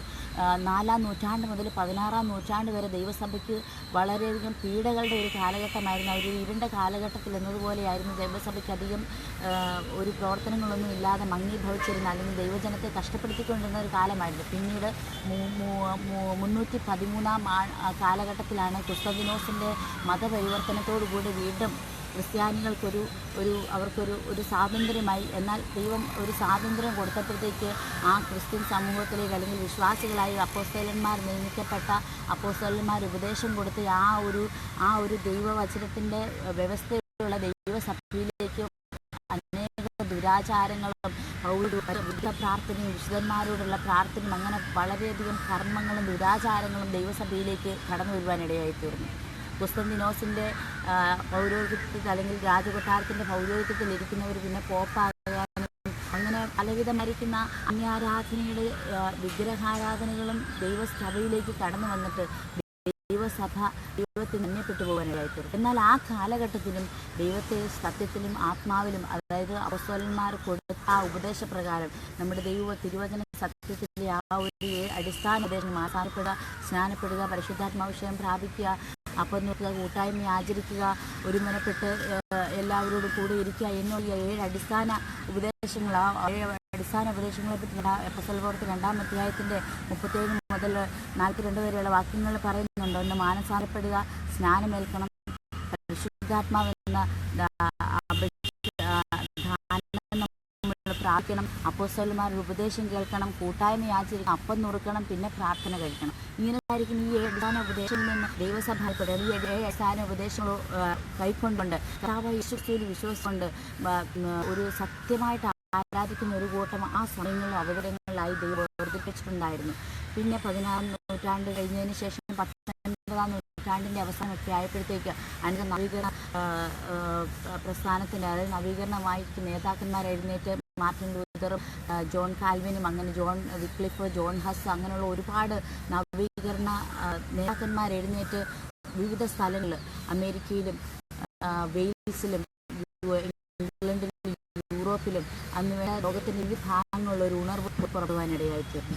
അങ്ങനെ നമ്മുടെ ഇന്ത്യയിലെയും പണ്ഡിറ്റ് രമാഭായിയുടെ പൂനെയിലുള്ള ആ ഒരു പ്രസ്ഥാനത്തിലേക്കാണ് ആദ്യമായിട്ട് പരിശുദ്ധാത്മാഭിഷേകം ഇന്ത്യയിൽ വരുന്നത്. അങ്ങനെ 19-ാം നൂറ്റാണ്ടിൻ്റെ അവസാനം മുതൽ വീണ്ടും ദൈവത്തിൻ്റെ ശക്തി പ്രാപിക്കാൻ തുടങ്ങി. അങ്ങനെ ശക്തി പ്രാപിച്ച സഭ ഇപ്പോൾ നമ്മൾ 21-ാം നൂറ്റാണ്ടും പെരുകിക്കൊണ്ടിരിക്കും. അങ്ങനെയാണ് ചരിത്രം പഠിക്കുന്നത്. ഈ ചരിത്രത്തിൽ നമുക്ക് മുൻപോട്ട് വരുമ്പോഴേക്ക് ദൈവത്തെ സഭയെപ്പറ്റി ദൈവത്തിൻ്റെ ഉദ്ദേശം എന്താണെന്ന് പറഞ്ഞാൽ ദൈവത്തിൻ്റെ ശിഷ്യന്മാരായിരിക്കുന്ന ദൈവ മക്കളായിരിക്കുന്നവർ ഒരു മാനുഷികമായിരിക്കുന്ന ആലോചന പ്രകാരം മുൻപോട്ട് പോകാതെ ദൈവത്തിൻ്റെ പരിശുദ്ധാത്മാവിനോട് ചേർന്ന് നിന്നുകൊണ്ട് ദൈവത്തിൻ്റെ പരിശുദ്ധാത്മാവിന് ഇതയപ്പെട്ടുകൊണ്ട് ദൈവസഭയിൽ മുൻപോട്ട് പോകണമെന്നാണ് ദൈവം ആഗ്രഹിക്കുന്നത്. അതിനുവേണ്ടി ദൈവം സഭയിൽ ചില ശുശ്രൂഷന്മാരാക്കി വെച്ചു. എഫേസ്യ ലേഖനം 2-ാം അധ്യായത്തിൻ്റെ 20-ാമത്തെ വാക്യത്തിൽ പറയുന്ന യേശുക്രിസ്തു തന്നെ മൂലക്കല്ലായിരിക്കെ നിങ്ങളെ അപ്പോസ്തലന്മാരും പ്രവാചകന്മാരും എന്ന അടിസ്ഥാനത്തിന്മേൽ പണിതിരിക്കുന്നു. അപ്പോൾ ആദ്യം നമുക്ക് എഫേസ്യ ലേഖനത്തിൽ കാണുന്നത് യേശു ആ മൂലക്കല്ലായിരിക്കുന്ന യേശുവിനോട് കൂടെ ചേർന്ന് അടിസ്ഥാനം അപ്പോസ്തലന്മാരെയും പ്രവാചകന്മാരെയും അടിസ്ഥാനമിട്ടവരാക്കി. അതിന് വീണ്ടും നമുക്ക് കടന്നു വരുമ്പോഴത്തേക്കും നമുക്ക് കാണാൻ സാധിക്കുന്നുണ്ട്. 12-ാം അധ്യായം അതിൻ്റെ 28-ാമത്തെ വാക്യത്തിൽ ഇങ്ങനെയാണ് കാണുന്നത്. സഭയിൽ 1-ാമത് അപ്പോസ്തലന്മാർ, 2-ാമത് പ്രവാചകന്മാർ, 3-ാമത് ഉപദേഷ്ടാക്കന്മാർ, ഇങ്ങനെ ഓരോരുത്തരെ നിയമിക്കുകയും വീര്യപ്രവർത്തികൾ, രോഗശാന്തികളുടെ വരം, സഹായം ചെയ്യുവാനുള്ള വരം, പരിപാലന വരം, വിവിധ ഭാഷാവരം എന്നിവ നൽകുകയും ചെയ്തു. അങ്ങനെ ദൈവം സഭയിൽ ഓരോരോ പൊസിഷനുകൾ കൊടുത്തുകൊണ്ട് ദൈവം ഓരോരുത്തരെ നിയമിക്കുവാനിടയായി തീർന്നു. വീണ്ടും ഒന്നാമതായിട്ട് ദൈവം അതിനുശേഷം വീണ്ടും നമ്മൾ എഫേസ്യ ലേഖനത്തിലേക്ക് 4-ാം അധ്യായം 11-ാം വാക്യത്തിലേക്ക് ആദ്യം നമ്മൾ ഈ കൊരിന്ത്യ ലേഖനത്തിൽ നാം കാണുന്നത് സഭയിൽ 1-ാമത് അപ്പോസ്തലന്മാർ, 2-ാമത് പ്രവാചകന്മാർ, 3-ാമത് ഉപദേശകന്മാർ. അത് നമ്മൾ കണ്ട് ക്രിസ്തുവിന്റെ മൂലക്കല്ലായിരിക്കും അപ്പോസ്തലന്മാരും പ്രവാചകന്മാരും വീണ്ടും ഒരു കൂട്ടമൊക്കെ അത് ചെയ്ത് ഉപദേശകന്മാർ. പിന്നെ എഫേസ്യ ലേഖനം 4-ാം അധ്യായത്തിൻ്റെ 11-ാം വാക്യത്തിൽ വരുമ്പോഴേക്ക് അവൻ ചിലരെ അപ്പോസ്തലന്മാരായും പ്രവാചകന്മാരായും സുവിശേഷകന്മാരും ചിലരെ ഇടയന്മാരായും ഉപദേഷ്ടാക്കന്മാരായും നിയമിച്ചിരിക്കുന്നു. അങ്ങനെ ദൈവമായിരിക്കുന്ന കർത്താവ് സഭയുടെ സുഗമമായ നടത്തിപ്പിന് വേണ്ടി പരിശുദ്ധാത്മാവിൽ നിയോഗിതമായിട്ട് ചില 5 വിധമായിരിക്കുന്ന ശുശ്രൂഷ വരദാനങ്ങളെ ഈ സഭയ്ക്ക് നൽകി തരികയാണ്. അതിൽ ഒന്നാമത്തേതാണ് അപ്പോസ്തലന്മാർ. അപ്പോസ്തലൻ എന്ന വാക്കിൻ്റെ അർത്ഥം അയക്കപ്പെട്ടവനെന്നാണ്. പൗലോസ് പറഞ്ഞു, ഞാൻ ഇനി ജീവിക്കുന്നത് ഞാനല്ല, ക്രിസ്തു എന്നിൽ ജീവിക്കുന്നു. അങ്ങനെ ക്രിസ്തുവിൻ്റെ മനസ്സുള്ളവനായി ക്രിസ്തുവിൻ്റെ ഭാവം ധരിച്ചുകൊണ്ട് അയക്കപ്പെട്ടവനെ പൗലോസ് ഒരു സഭ സ്ഥാപിച്ചിട്ട് ആ സഭയിൽ തന്നെ ഇരുന്നില്ല, മറ്റനേക സ്ഥലങ്ങളിലേക്ക് ആ സഭയിലുള്ള ഒരു കഴിവുള്ള അല്ലെങ്കിൽ ദൈവത്തിൻ്റെ പരിശുദ്ധാത്മാഭിഷേകമുള്ള ഒരാൾ തിരഞ്ഞെടുത്ത് ആ സഭയുടെ മൂപ്പനാക്കിയവർ മറ്റുള്ളവർക്ക് വളരാനുള്ള സാഹചര്യം കൊടുത്തിട്ട് ആ സഭയിൽ നിന്ന് അടുത്ത സ്ഥലത്തേക്ക് സുവിശേഷവുമായിട്ട് പോവുകയായിരുന്നു. അങ്ങനെ അയക്കപ്പെട്ടവരായിരുന്നു അപ്പോസ്തലൻ എന്ന് പറയുന്നത്. അങ്ങനെ ഒരു വിഭാഗത്തെ ദൈവം നമ്മുടെ സഭയിൽ ആക്കി വെച്ചിരിക്കുന്നത് പോയി സുവിശേഷം പറയുവാനും പോയി നമ്മുടെ സഭകളിൽ നിന്ന് പോയി സഭകളെ നമ്മുടെ സഭയുടെ തന്നെ അനേക കൂട്ടായ്മകളെ ചെറിയ ചെറിയ ഗ്രൂപ്പുകളെയും ദൈവസഭകളെ ആദ്യകൊണ്ട് അന്യരക്ഷങ്ങളിലേക്ക് നയിക്കുന്ന ഒരു വിഭാഗത്തെ നമ്മുടെ സഭയിൽ ദൈവമാക്കി വെച്ചിട്ടുണ്ട്. രണ്ടാമതായിട്ട് കാണുന്നത് പ്രവാചകന്മാരെ വിധങ്ങൾക്ക് ആത്മീയവർദ്ധന വരുത്തുന്നു. പ്രവാചകന്മാരെ എന്തിനാണ് ദൈവം വിളിച്ചിരിക്കുന്നത് വെച്ച് കഴിഞ്ഞാൽ പ്രവാചകൻ എന്ന വാക്ക് പറയുക എന്നുള്ളതാണ്. അവരെ കർത്താവിനെപ്പറ്റി പറയുവാൻ, കർത്താവ് നമ്മൾക്ക് വേണ്ടി വെച്ചിരിക്കുന്ന അനുഗ്രഹങ്ങളെപ്പറ്റി പറയുവാൻ, എന്നാൽ മുമ്പോട്ട് പോകുന്ന വഴിയിൽ നമ്മൾക്കുള്ള തടസ്സങ്ങളെപ്പറ്റി പറയുവാൻ, നമ്മൾ ദൈവസന്നിധാനത്തിൽ നിന്ന് വീണു പോയാൽ ആ വീഴ്ചകളെപ്പറ്റി നമ്മളെ ഓർമ്മപ്പെടുത്തുവാൻ. ദാവീദ് ദൈവത്തിൽ നിന്ന് അകന്നു പോയപ്പോഴത്തേക്ക് നാഥാൻ പ്രവാചകൻ കടന്നു വന്നിട്ട് പറയുകയാണ്, ആ മനുഷ്യൻ നീ തന്നെ, അത് തെറ്റ് ചെയ്ത ആ മനുഷ്യൻ നീ തന്നെ എന്ന് പറയുമ്പോഴത്തേക്ക് ദാവീദിന് മാനസാന്തരം വന്ന് ദാവീദ് ദൈവസന്നിധാനത്തിൽ അനുദപിക്കുകയാണ്. യെശയ്യാ പ്രവാചനത്തിലേക്ക് കടന്നു വരുമ്പോൾ ഹിസ്കിയാവോട് വന്ന് പ്രവാചകൻ എന്ന് പറയാം, നീ നിന്റെ ഗ്രഹകാര്യം ക്രമത്തിലാക്കുക, നീ ഇപ്പോൾ മരിച്ചു പോകാനാണ്. അപ്പോൾ ചുവരിന് നേരെ മുഖം തിരിച്ച് ഒരു അനുതാപപ്പെട്ട് മനം തിരിഞ്ഞ് പ്രാർത്ഥിക്കുമ്പോൾ വീണ്ടും ദൈവം പ്രവാചകനോട് അരുളിച്ചു. അപ്പോൾ പ്രവാചകന്മാരുടെ ശുശ്രൂഷ എന്ന് പറഞ്ഞു കഴിഞ്ഞാൽ ഒരു മാനസാന്തരത്തിലേക്ക് നയിക്കുക, ആശ്വസിപ്പിക്കുക, മുമ്പിലുള്ള തടസ്സങ്ങളെ അറിയിച്ചുകൊണ്ട് നമ്മളെ പ്രാർത്ഥനാ നിരതരാക്കുക, അങ്ങനെ സഭയെയും വ്യക്തിജീവിതങ്ങളെയും ഒരു ആത്മീയ വർധനയിലേക്ക് വരിക എന്നുള്ളത് പ്രവാചക ശുശ്രൂഷ. അപ്പോൾ ദൈവം സഭയിൽ പ്രവാചകന്മാരെയും ആക്കി വെച്ചിരിക്കുന്നു. പ്രവാചക ശുശ്രൂഷ എന്നുള്ള ദൈവം സഭയ്ക്ക് കൊടുത്തിരിക്കുന്ന ഒരു ശുശ്രൂഷയാണ്. ഈ നാളുകളിൽ പ്രവാചകന്മാർ നമ്മുടെ സഭയിൽ എഴുന്നേൽക്കുന്നത് ഏറ്റവും അത്യാവശ്യമെങ്കിൽ മാത്രമേ നമ്മുടെ സഭയിൽ ആ ഒരു നമ്മുടെ ദൈവമക്കളാണെങ്കിൽ പോലും ഒരു തെറ്റിലകപ്പെട്ട് പോകുമ്പോഴത്തേക്ക് ദൈവം പ്രവാചകനിലൂടെ അവനെ അതിൻ്റെ തെറ്റുകൾ ഓർമ്മിപ്പിച്ച് അവൻ മാനസാന്തരത്തിലേക്ക് വരുവാനിടയായിത്തരും. ഇല്ല, പുതിയൊരു ഒരു മനുഷ്യൻ നമ്മുടെ സഭയിലേക്ക് കടന്നു വരുമ്പോൾ അവൻ്റെ പഴയകാല ജീവിതങ്ങളിൽ അവന് മുമ്പോട്ടുള്ള കാര്യങ്ങളെല്ലാം ദൈവം പറയുമ്പോൾ അങ്ങനെ പറയും, ഇടയിൽ വാസ്തവമായിട്ട് ദൈവമുണ്ട് എന്ന് പറഞ്ഞ് നമ്മൾ ചെയ്യാനിടയായിത്തരും. പ്രവാചക ശുശ്രൂഷ വളരെ പ്രധാനപ്പെട്ട ഒരു ശുശ്രൂഷയാണ് സഭയുള്ള ബന്ധത്തിൽ. അതിനുശേഷം പറയുന്നത് ചിലരെ സുവിശേഷന്മാരാക്കി. സുവിശേഷന്മാരുടെ പ്രവൃത്തി എന്ന് പറഞ്ഞാൽ പോയി നമ്മൾ സുവിശേഷം പറയുക. കർത്താവിൻ്റെ സുവിശേഷം എന്ന് പറഞ്ഞാൽ ഗുഡ് ന്യൂസ്. എന്താണ് ആ ഗുഡ് ന്യൂസ്? കർത്താവ് യേശുക്രിസ്തു മരിച്ചു, അടക്കപ്പെട്ട്, ഉയർത്തെഴുന്നേറ്റു. അവൻ നമ്മുടെ പാപങ്ങളെ വശമുണ്ട് കാൽവരിക്കുറിച്ച് നമുക്ക് വേണ്ടി മരിച്ചതുള്ളൂ. നമ്മുടെ സകല പാപത്തെ നീക്കാൻ വന്ന് നമ്മളിപ്പോൾ നിത്യജീവന അവകാശികളാണുള്ളത്. നല്ല വിഷയം എന്ന് പറയുന്നത്. അതുകൊണ്ട് സുവിശേഷകന്മാരുടെ പ്രവൃത്തിയും ദൈവം എല്ലാവരും രക്ഷിക്കപ്പെട്ട് കർത്താവായ യേശുക്രിസ്തുവിനെ വിശ്വസിച്ച് അവൻ്റെ ജീവനുള്ള ദൈവത്തിൻ്റെ പുത്രനായ ക്രിസ്തു എന്ന് വിശ്വസിക്കുന്ന ഓരോ ദൈവമക്കളുടെയും ഉത്തരവാദിത്തമാണ് സുവിശേഷകൻ്റെ പ്രവൃത്തി ചെയ്യുക എന്നുള്ളത്. അല്ലാതെ ഒരു പാസ്റ്ററിനോ ഒരു പ്രവാചകനോ അല്ലെങ്കിൽ മറ്റുള്ള ഏൽപ്പിക്കപ്പെട്ടിരിക്കുന്ന ശുശ്രൂഷകൾ ചെയ്യുന്ന ഒരു വ്യക്തി ജീവിതങ്ങൾക്ക് മാത്രമുള്ള ശുശ്രൂഷയല്ല സുവിശേഷം പറയുക എന്നുള്ളത്. കർത്താവായ യേശുക്രിസ്തുവിൽ വിശ്വസിക്കുന്ന ഓരോ ദൈവ പൈതലിനും നമ്മൾ ഓരോരുത്തർക്കുമുള്ള ഒരു ഉത്തരവാദിത്തമാണ് പോയി സുവിശേഷം പറയുക എന്നുള്ളത്. അതുകൊണ്ട് ഒരു കാരണവശാലും നമുക്കതിൽ നിന്ന് ഒഴിവുള്ളവരാകാൻ പറ്റത്തില്ല. എത്രയെത്ര ഒഴിവ് കഴിവുകൾ നമ്മൾ പറഞ്ഞാലും നമ്മൾ ചെയ്യാൻ വേണ്ടി ദൈവം നമ്മളെ തിരഞ്ഞെടുത്തിരുന്ന ഒരു ശുശ്രൂഷയാണ് സുവിശേഷം പറയുക. ഇന്ന് പകൽക്കാലം നമ്മളെ തന്നെ ഒന്ന് പരിശോധിക്കേണ്ടത് ഏറ്റവും അത്യാവശ്യമാണ്. നമ്മൾ സുവിശേഷം പറയുന്നില്ലെങ്കിൽ, ഒരു സുവിശേഷകൻ്റെ പ്രവൃത്തി നാം ചെയ്യുന്നില്ലെങ്കിൽ നമുക്ക് അയ്യോ കഷ്ടം. പൗലോസ് പറഞ്ഞു കിടക്കുന്നു, അതുകൊണ്ട് ഞാൻ നിർബന്ധപ്രകാരം ആ നിർബന്ധം കിടന്നതുകൊണ്ട് ഞാൻ സുവിശേഷം പറയാൻ താല്പര്യപ്പെടുക. നമ്മൾ താല്പര്യത്തോടെ ആ വേല ചെയ്യുന്നുവെങ്കിൽ ദൈവം നമുക്ക് കൂടുതൽ പ്രതിഫലം നൽകി തരുവാനിടയായിത്തീരും. നമ്മളായിരിക്കുന്ന മേഖലകളിൽ, ജോലി മണ്ഡലങ്ങളിൽ, നമ്മുടെ വിദ്യാഭ്യാസ മേഖലകളിൽ, നമ്മൾ എവിടെയായിരിക്കുന്ന സഭയിലോ മറ്റ് ഏത് സാഹചര്യങ്ങളും നമ്മളായിരുന്നാലും നമ്മുടെ അടുത്തിരിക്കുന്ന ഒരു വ്യക്തിയോട് അല്ലെങ്കിൽ നമ്മുടെ അടുത്തേക്ക് കടന്നു വരുന്നവരോട് സുവിശേഷം പങ്കുവയ്ക്കാൻ നാം അറിവുള്ളവരായിരിക്കണം. എന്നുവെച്ചാൽ അവരുടെ സുവിശേഷം പങ്കുവയ്ക്കുക എന്ന് പറഞ്ഞാൽ നമ്മൾ ഈ നാളുകളിൽ സുവിശേഷം എങ്ങനെ മറ്റുള്ളവരോട് പങ്കുവെക്കണമെന്ന് നാം പഠിച്ചിരിക്കണം. നമ്മുടെ സഭയിലുള്ള കൂടിവരവുകളിൽ ദൈവദാസം എൻ്റെ ഒരു അനുഭവം ഞാൻ പറയുകയാണെങ്കിൽ, ഞാനൊരു കൊച്ചുകുട്ടി എന്ന് പറഞ്ഞാൽ ഒരു സ്കൂളിലൊക്കെ പഠിച്ചുകൊണ്ടിരുന്ന കാലത്ത് എനിക്ക് സുവിശേഷം പറയാൻ വളരെ വാഞ്ചുള്ളൊരു വ്യക്തിയാണ്. എനിക്ക് സുവിശേഷം പറയേണ്ടത് എങ്ങനെയാണെന്ന് അറിയത്തില്ല. പക്ഷേ ഞാനതുകൊണ്ട് എപ്പോഴും എൻ്റെ കൂട്ടുകാരോടൊക്കെ ഞാൻ പറയും, നിങ്ങൾ മാനസാന്തരപ്പെട്ട് ദൈവത്തിൽ വരുന്നില്ലെങ്കിൽ നിങ്ങൾക്ക് യോഗ്യരായിത്തീരും. ഞാനങ്ങനെ ഒറ്റയടിക്ക് എടുത്ത് പറയുമ്പോഴത്തേക്ക് അവർ പല കാര്യങ്ങൾ പറഞ്ഞു മുൻപോട്ടുള്ള കാര്യങ്ങൾ കേൾക്കാൻ നിൽക്കാതെ പോകും. പലപ്പോഴും എനിക്കത് വളരെ വേദനയായിട്ട് തീർന്നിട്ടുണ്ട്. ഒരു പ്രാവശ്യം ഞാൻ ക്യാമ്പസ് ക്രൂസൈഡിൻ്റെ ഒരു യൂത്ത് മീറ്റിങ്ങിൽ പങ്കെടുക്കുമ്പോഴത്തേക്ക് ഒരു ദേവദാസനോട് ഞാനിങ്ങനെ എന്നെ പഠിപ്പിച്ച ഒരു അധ്യാപകനോട് ഞാൻ ഇങ്ങനെ ചോദിച്ചു, സുവിശേഷം മറ്റുള്ളവരോട് പങ്കുവെക്കേണ്ടത് എങ്ങനെയാണ്? എന്നാൽ എൻ്റെ ചോദ്യത്തിന് എനിക്ക് തൃപ്തികരമായിരിക്കുന്ന രീതിയിൽ അദ്ദേഹത്തിന് മറുപടി തരാൻ അന്ന് സാധിച്ചില്ല. എന്നാൽ അന്ന് അവിടെ ഞാൻ ഉയർത്തിയ ആ ചോദ്യം ആ ക്യാമ്പസ് ക്രൂസിൽ അനേകരുടെ ജീവിതത്തെ സുവിശേഷത്തെ എങ്ങനെ സുവിശേഷം പങ്കുവെക്കണമെന്നുള്ള ആ ഒരു വെളിപ്പാട് അനേകരുടെ ഹൃദയങ്ങളിലേക്ക് പകർന്നു കൊടുക്കുവാൻ സാധിച്ചു.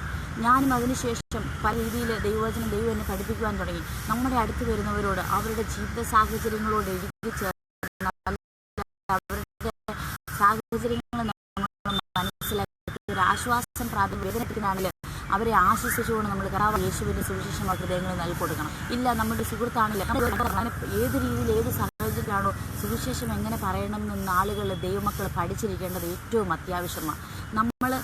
നമ്മളൊരാളെ സുഹൃത്താക്കി അല്ലെങ്കിൽ നമ്മളൊരു സൗഹൃദം സ്ഥാപിക്കുന്നുണ്ടെങ്കിൽ മാത്രമേ കർത്താവിൻ്റെ സുവിശേഷം ആ സ്നേഹത്തിലൂടെ നമുക്ക് പങ്കുവയ്ക്കാൻ സാധിക്കത്തുള്ളൂ. ഒരു വാഗ്വാദത്തിലോ തർക്കത്തിലോ അല്ലെങ്കിൽ നമ്മൾ കുറേ കാര്യങ്ങൾ ദൈവവചനത്തിൻ്റെ കുറേ വചനങ്ങൾ എടുത്തു വെച്ചുകൊണ്ട് മറ്റൊരാളുമായിട്ട് തർക്കിച്ചുകൊണ്ടിരുന്നാൽ ഒരിക്കലും ആ വ്യക്തിയുടെ ജീവിതത്തിൽ മാനസാന്തരം വരത്തില്ല. ഇന്നത്തെ ഈ കാലഘട്ടത്തിൽ നമ്മൾ മറ്റുള്ളവരെ രക്ഷിക്കണം അല്ലെങ്കിൽ മറ്റുള്ളവരെ ദൈവഭാഗത്ത് കൊണ്ടുവരണമെന്ന് പറഞ്ഞുകൊണ്ട് നമ്മൾ ചെയ്യുന്ന ഒരു കാര്യങ്ങളും മാനസാന്തരത്തിനോ അവരുടെ അനുതാപത്തിനോ മടങ്ങിവരവിനോ ഉതകുന്നതല്ല. കാരണം ദൈവത്തിൻ്റെ വചനം അങ്ങനെ പറയുന്നു, തർക്കം കൊണ്ട് വാഗ്വാദം കൊണ്ട് നമുക്ക് ആരെയും നേടാൻ പറ്റത്തില്ല. ദൈവത്തിൻ്റെ സ്നേഹം നമ്മുടെ ജീവിതത്തിൽ നമ്മുടെ പ്രവൃത്തിയിൽ വ്യാപരിച്ച് ആ സുവിശേഷത്തെ നമ്മൾ ആ ദൈവത്തിൻ്റെ സ്നേഹമായിട്ട് നമ്മൾ അവരെ കാണിക്കുന്നുവെങ്കിൽ അവരുടെ ജീവിതത്തിലേക്ക് നമ്മൾ ആ യേശുവിൻ്റെ സ്നേഹമായിട്ട് നമ്മൾ ഇറങ്ങിച്ചെല്ലുന്നുണ്ടെങ്കിൽ മാത്രമേ വ്യക്തി ജീവിതങ്ങളെ നമുക്ക് രൂപപ്പെടുത്തുവാൻ സാധിക്കത്തുള്ളൂ. അങ്ങനെ ഉണ്ടെങ്കിൽ മാത്രമേ ദൈവത്തിൻ്റെ പരിശുദ്ധാത്മാവിന് അവരുടെ ഹൃദയങ്ങളിൽ പ്രവർത്തിക്കാൻ സാധിക്കത്തുള്ളൂ. നമ്മൾ ഒരാളുമായിട്ട് തർക്കിക്കുമ്പോൾ അവരുടെ ഹൃദയം വീണ്ടും വീണ്ടും കല്ലിക്കുക. അപ്പോൾ പരിശുദ്ധാത്മാവിനോട് അവരെ എന്താ പറയുന്നത്, ദൈവവചനത്തോട് അവർ മത്സരിക്കാൻ തുടങ്ങും. എന്നാൽ നമ്മൾ സ്നേഹത്തോട് അവരോട് സംസാരിക്കുമ്പോൾ അവർക്കൊരു താല്പര്യമാണ്. അവരവരുടെ ഹൃദയത്തെ പൗലോസ് അവിടെ തിരുവചനത്തിൽ കാണുന്നുണ്ട്, ലുദിയയുടെ ഹൃദയം ദൈവം തുറക്കുവാനിടയായി തീർന്നു. അവർ ദൈവശിഷ്യൻ അപ്പന്മാർ ദൈവത്തിൻ്റെ വചനം സംസാരിച്ചു. ലുദിയയുടെ ഹൃദയം ദൈവവചനം കേൾക്കേണ്ടതിന് വേണ്ടി ദൈവം തുറക്കുന്നു കൊടുത്തു. അങ്ങനെ നമ്മൾ സ്നേഹത്തോടുകൂടി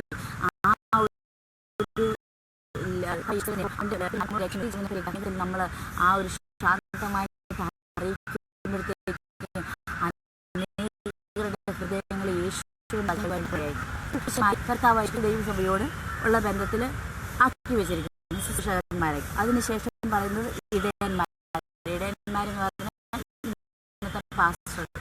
പാസ്റ്റേഴ്സ്. അപ്പോൾ ഇടയന്മാരുടെ ഒരു ഉത്തരവാദിത്തം ഇടയന്മാരെ പാലിക്കേണ്ടതിന് വേണ്ടി ആടുകളെതിരെ, അതായത് ശ്വാസികൾക്കെതിരെ ശത്രുക്കൾക്ക് വെടിവെക്കുവാനും ആ ആടുകളെ ഒരു ഇടയൻ്റെ കർത്തവ്യം എന്തുവാ? ആടുകളെ പരിപാലിക്കുക, ആടുകൾ കൊടുത്തുകൊണ്ട് അവരെ സംരക്ഷിച്ചുകൊണ്ട് അവർക്ക് ആവശ്യമായിരിക്കുന്ന ആഹാരം കൊടുത്ത് അവർക്ക് വെള്ളം കൊടുത്ത് അവരുടെ എല്ലാ രീതിയിലും അവരുടെ ശാരീരികവും മാനസികവും എല്ലാമായിരിക്കുന്ന ഒരു ആരോഗ്യത്തെ കാത്ത് സംരക്ഷിക്കുക എന്നുള്ളതാണ് ഒരിടൻ്റെ കർത്തവ്യം. അപ്പോൾ ഇന്നത്തെ നമ്മുടെ പറഞ്ഞാൽ ആ ദൈവസഭയിലുള്ള ആടുകൾക്ക് അല്ലെങ്കിൽ ദൈവവിശ്വാസികൾക്ക് വേണ്ടതായിരിക്കുന്ന ഭക്തോപദേശം ഈ നാൾ ഉപദേശ കാലഘട്ടമാണ്. നമ്മൾ അതുകൊണ്ടാണ് ദൈവസഭയിൽ നിന്ന് നമ്മുടെ തലമുറകളും അല്ലെങ്കിൽ നമ്മളുടെ കൂടെ നിന്നവരായിരിക്കുന്നത്. ഇന്ന് പലപ്പോഴും ദൈവസഭകളിലെ ഉപദേശത്തിൻ്റെ സത്യങ്ങളെ പഠിപ്പിക്കുന്നില്ല. യഥാർത്ഥ ഉപദേശം എന്താണെന്നും കർത്താവായ യേശുക്രിസ്തു എന്താണ് പഠിപ്പിക്കുന്നതെന്നും നമ്മൾ കേവലം മറ്റുള്ള കാര്യങ്ങൾ അല്ലെങ്കിൽ ഒരു അല്പത്തേക്ക് നമുക്ക് കർണരസമാകുമാറ് പല ഉപദേശങ്ങളും പൊങ്ങി വരുന്നുണ്ട്. നമുക്ക് പ്രാർത്ഥിക്കേണ്ട, നമുക്ക് ഭവനത്തിൽ ആണെങ്കിൽ അപ്പം ഞുറുക്കാം, അങ്ങനെയുള്ള മറ്റ് പല ഉപദേശങ്ങളും ഒരു ദുരുപദേശങ്ങൾ പൊങ്ങി വരുന്നുണ്ട്. എന്നാൽ കർത്താവ് എന്താ പറയുന്നത്? നിങ്ങൾ കൂടി വരുമ്പോൾ കൂട്ടായ്മ ആചരിച്ചുകൊണ്ട് ഒരു മനസ്സോടെ പ്രാർത്ഥിക്കണം, അപ്പോസ്തലന്മാരോട് ഉപദേശം കേൾക്കണം. അങ്ങനെ അനേകതായിരിക്കുന്ന ഉപദേശ സത്യങ്ങളുണ്ടായി. ഈ നാളുകളിൽ ഇടയന്മാർ ഓരോരുത്തരും ഈ നമ്മുടെ സഭകളിലെല്ലാം ദൈവത്തിൻ്റെ വചനത്തെപ്പറ്റി യഥാർത്ഥമായിട്ട് പഠിപ്പിക്കുന്നുവെങ്കിൽ ഒരു പരിധി വരെ നമുക്ക് ഇങ്ങനെയുള്ള ഉപദേശത്തിലേക്ക് വീഴുമെന്ന് തടയാൻ. കാരണം ഇന്നത്തെ ലോകത്തിലെ മനുഷ്യൻ, ഇന്നത്തെ ആയിരിക്കുന്ന ഓരോ ദൈവപൈതലെന്ന് പറയുന്നത് കഴിഞ്ഞ നാളുകളിലെ പോലെ ശിഷ്യന്മാർ 1-ാം നൂറ്റാണ്ടിൽ ചെയ്ത പ്രവൃത്തി എന്താണെന്ന് കഴിഞ്ഞാൽ ഓരോ ഒരു ദൈവസഭയിൽ അവർ പെരുകി വന്നവർ അല്ലെങ്കിൽ കർത്താവിൽ വിശ്വസിച്ചവർ ഒരു ശിഷ്യന്മാരാക്കി ചേർന്നു. ശിഷ്യന്മാരെന്ന് പറഞ്ഞാൽ യേശുവിനോട് കൂടെ നടന്നവർ, യേശുവിൻ്റെ സ്വഭാവം പഠിച്ചവർ, യേശുവിനെ തന്നെ ആയിത്തീരുവാൻ ആഗ്രഹിച്ചവർ, യേശുവിൻ്റെ പ്രവൃത്തി ചെയ്തവർ. എന്നാൽ ഇന്നത്തെ നമ്മളുടെ ദൈവസന്നിധാനത്തിലേക്ക് കടന്നു വന്ന അല്ലെങ്കിൽ ഒരു നമ്മൾ വലിയ പാരമ്പര്യം പറയുന്ന നമ്മൾ ഓരോരുത്തരും നമ്മൾ ചെയ്യുന്ന പ്രവൃത്തിയെ നമ്മൾ ആരാധിക്കുന്നു, നമ്മളുടെ ആയിരിക്കുന്ന കാര്യങ്ങൾ ദൈവവുമായിട്ട് പങ്കുവെക്കുന്നു, സന്തോഷിക്കുന്നു, നമ്മൾ മടങ്ങിപ്പോകുന്നു. അങ്ങനെ ഓരോ ആടുകളിലെയും അല്ലെങ്കിൽ ഇട മീറ്റിങ്ങുകളും എല്ലാം കൂടി വരുന്നത് മാത്രമല്ലാതെ ഒരു സുവിശേഷ ഒരു ശിഷ്യൻ്റെ പ്രവൃത്തികൾ ചെയ്യുന്നു. ശിഷ്യൻ്റെ പ്രവൃത്തി എന്ന് പറഞ്ഞാൽ മറ്റൊരാളെയും കൂടി ശിഷ്യരാക്കുക എന്നുള്ളത്. അപ്പം ഇന്നത്തെ കാലത്ത് ദൈവത്തിന് പലർക്കും ഒരാളെ അല്ലെങ്കിൽ ദൈവത്തേക്ക് കൊണ്ടുവരിക എന്നുള്ളതും യഥാർത്ഥമായ ദൈവവചനത്തിൻ്റെ മർമ്മങ്ങളെ അറിവില്ലാത്തവർ. അപ്പം ഈ ആളുകൾ നമ്മുടെ സഭകളിൽ ഇടയന്മാരുടെ സത്യങ്ങൾ ദൈവജനത്തിന് പകർന്നു കൊടുക്കുന്നുവെങ്കിൽ ഒരു പരിധി വരെ നമുക്ക് ഇവരെ നഷ്ടപ്പെട്ടു പോകുന്നത് തടയുവാൻ സാധിക്കും. അങ്ങനെ ഇടയന്മാർ അതിനെയല്ല, ഇടയെന്ന് പറഞ്ഞ ഒരു കാവലാളായാണ്, ഒരു കവൽ പോലെ തൻ്റെ സഭയ്ക്ക് വേണ്ടി തൻ്റെ സഭയിലെ ശത്രുക്കൾ, പ്രതികൂലങ്ങൾ, ഷാജുകൾ പോലുള്ള അല്ലെങ്കിൽ പ്രശ്നങ്ങളും പ്രതിസന്ധികളും കടന്നു വരുമ്പോൾ ആ ആടുകളെ അറിയിച്ചാൽ ആടുകൾക്ക് വേണ്ടി ഒരു മധ്യസ്ഥ അല്ലെങ്കിൽ ഇടിവ് നൽകുന്നത്. അപ്പം ദാവീദ് പറയുന്നുണ്ട്, ദാവീദിൻ്റെ ആടുകൾക്കെതിരെ സിംഹവും കരടിയൊക്കെ വന്നപ്പോഴത്തേക്ക് ദാവീദ് തന്നെ വലിച്ചു കീറി കളയുവാനിടയായി തീർന്നു. ഇന്നത്തെ ദൈവദാസന്മാർക്ക് അല്ലെങ്കിൽ അവരുടെ ഒരു ശുശ്രൂഷ എന്താണെന്ന് വെച്ചാൽ നമുക്ക് വേണ്ടി നമ്മുടെ ദൈവദാസന്മാർ ഓരോരുത്തരും നമ്മുടെ ദൈവമക്കൾ ഓരോരുത്തരും നമുക്ക് വേണ്ടി ഇടിവ് നിൽക്കുക, നമ്മളുടെ കുടുംബങ്ങൾക്ക്. അതുകൊണ്ട് ദൈവമക്കളായിരിക്കും നമ്മൾ എന്നാ പറയും, നമുക്ക് വേണ്ടി ഇടിവ് നിൽക്കുന്ന ദൈവദാസന്മാരെ നമ്മൾ ഓർക്കുകയും പ്രാർത്ഥിക്കുകയും അവരെ സ്നേഹിക്കുകയും അവരോടൊപ്പം സഹകരിക്കുകയും ചെയ്യണം. ഇനി അടുത്തത് എന്താണെന്ന് പറഞ്ഞാൽ ഉപദേഷ്ടാക്കന്മാരെന്ന് പറഞ്ഞാൽ സാധാരണ അല്ലെങ്കിൽ സൺഡേ സ്കൂൾ അധ്യാപകർ അല്ലെങ്കിൽ ദൈവവചനം പഠിപ്പിക്കുന്നവരെ പറ്റിയല്ല ഇവിടെ ഉപദേഷ്ടാക്കന്മാരെന്ന് പറയുന്നത്. ഇവിടെ ഉപദേഷ്ടാക്കന്മാരെന്ന് പറയുന്നത് ദൈവത്തിൻ്റെ വചനത്തെപ്പറ്റി നല്ല വ്യക്തമായിട്ട് അറിവുള്ളവരും അധികാരത്തോടുകൂടി അഭിഷേകത്തോടു കൂടി മറ്റുള്ളവരെ പഠിപ്പിക്കാൻ പോകുന്നവരെ പറ്റിയാണ് ഉപദേഷ്ടാക്കന്മാരുള്ളത്. ഈ 5 വിധമായിരിക്കുന്ന ശുശ്രൂഷ കാര്യങ്ങൾ നമുക്ക് കർത്താവായ യേശുക്രിസ്തുവിൽ കാണാം. കർത്താവായ യേശുക്രിസ്തു ഒരു ഉപദേഷ്ടാവായിരുന്നു.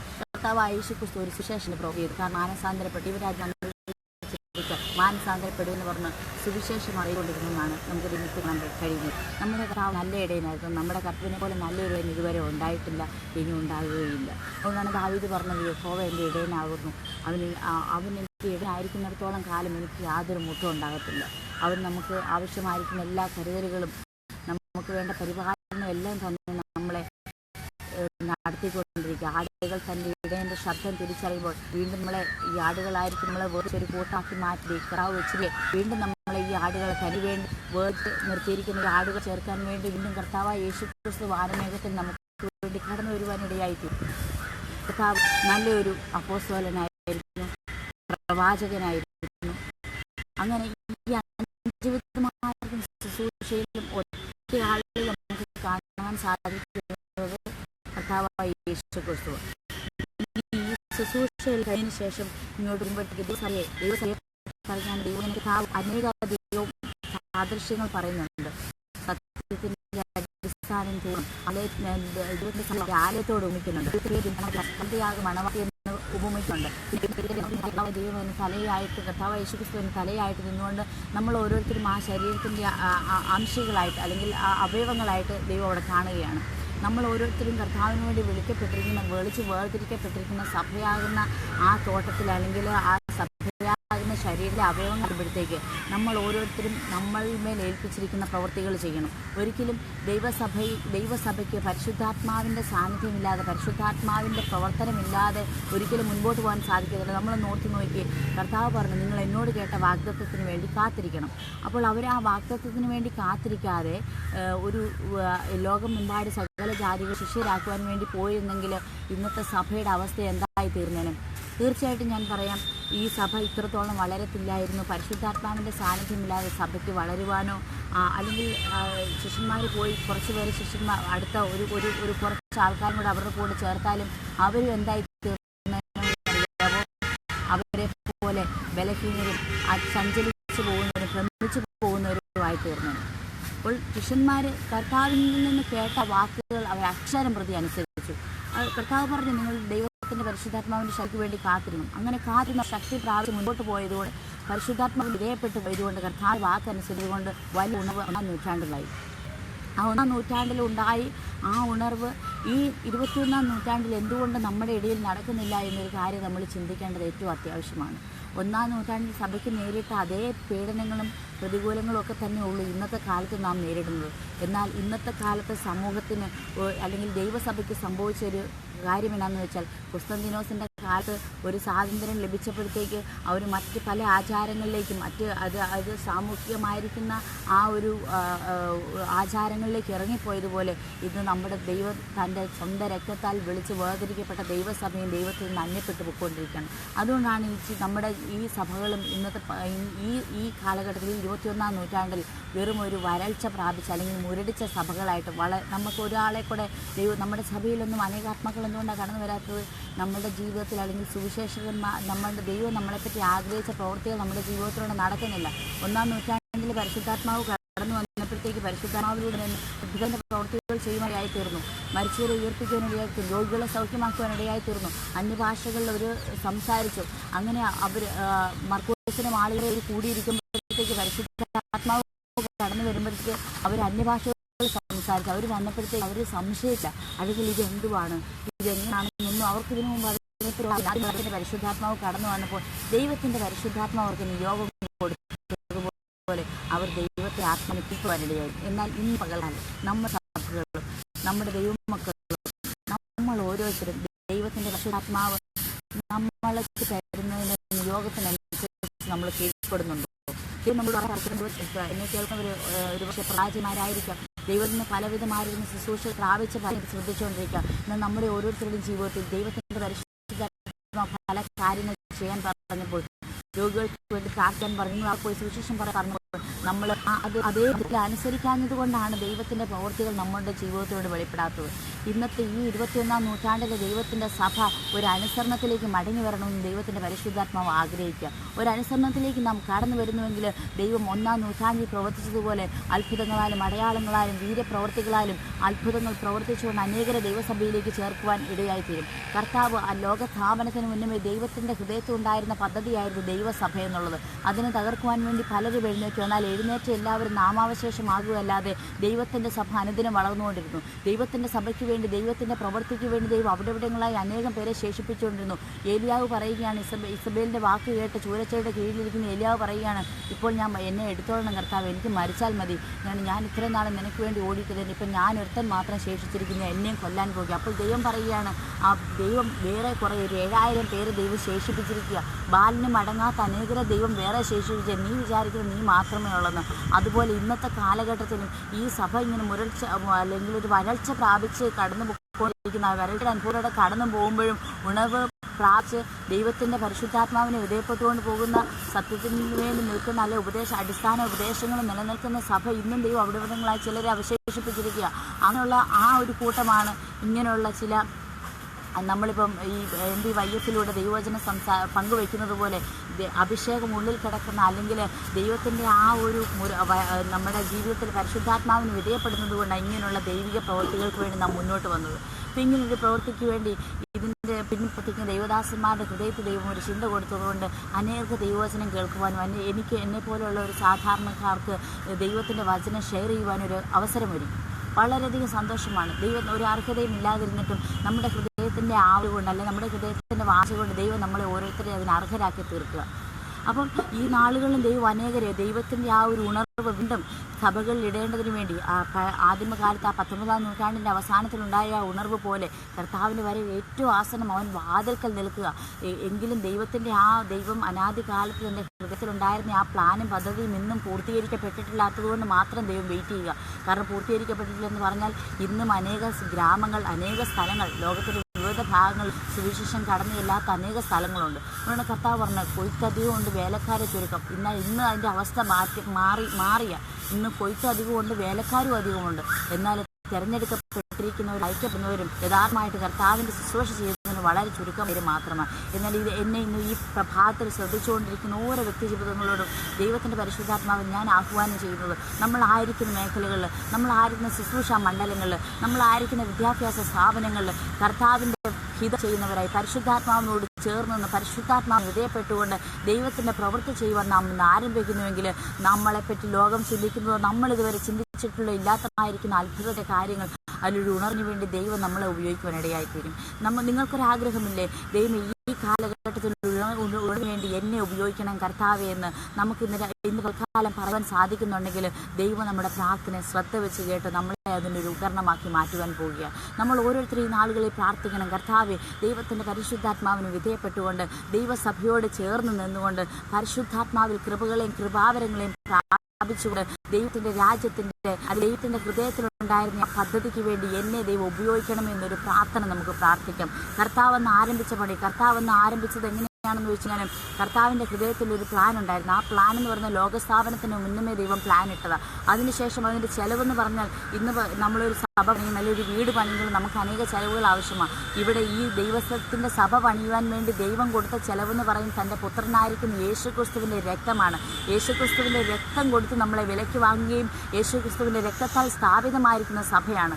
ആ സഭയെ ദൈവം കൊടുത്തിരിക്കുന്ന ചിലവ് യേശുവിൻ്റെ രക്തമാകിയാൽ അവൻ അതിന് മേൽ ജാഗരിച്ചുകൊണ്ടിരിക്കുക. പിന്നെ അതിൻ്റെ പണി, ആ സഭയുടെ ആ രക്തം കൊടുത്ത് ആദിമ നൂറ്റാണ്ടിന് മാളികമുറിയിൽ അന്ന് തുടങ്ങിയ പരിശുദ്ധാത്മാഭിഷേകത്തിൽ സ്ഥാപിച്ച സഭയുടെ പണി ഇന്നും പൂർത്തീകരിക്കപ്പെട്ടിട്ടില്ല. ആ പണി വീണ്ടും നടന്നുകൊണ്ടേയിരിക്കുക. അതിൻ്റെ പണി പൂർത്തീകരിക്കുന്നത് എന്താണെന്ന് വെച്ചാൽ സകല ജാതികളോട് സുവിശേഷം പ്രസംഗിക്കപ്പെടും. അന്ന് അവസാനം വരും. അന്നാണ് പണി പൂർത്തിയാക്കുന്നത്. ലോകത്തിലുള്ള സകല ജാതികളോട് സുവിശേഷം പ്രസംഗിച്ച് കഴിയുമ്പോൾ, എല്ലാവരും ദൈവത്തിൻ്റെ വചനം കേട്ട് കഴിയുമ്പോൾ അവസാനം വരും. അന്നാണ് കർത്താവിൻ്റെ സഭയുടെ പണി പൂർത്തിയാകുമ്പോൾ കർത്താവായ യേശുക്രിസ്തു നമ്മളെ കൊണ്ടുപോകുവാൻ വേണ്ടി വാനമേഘങ്ങളിൽ കടന്നു വരികയും നാം കർത്താവിനോട് കൂടി ഇരിക്കുകയും ചെയ്യും.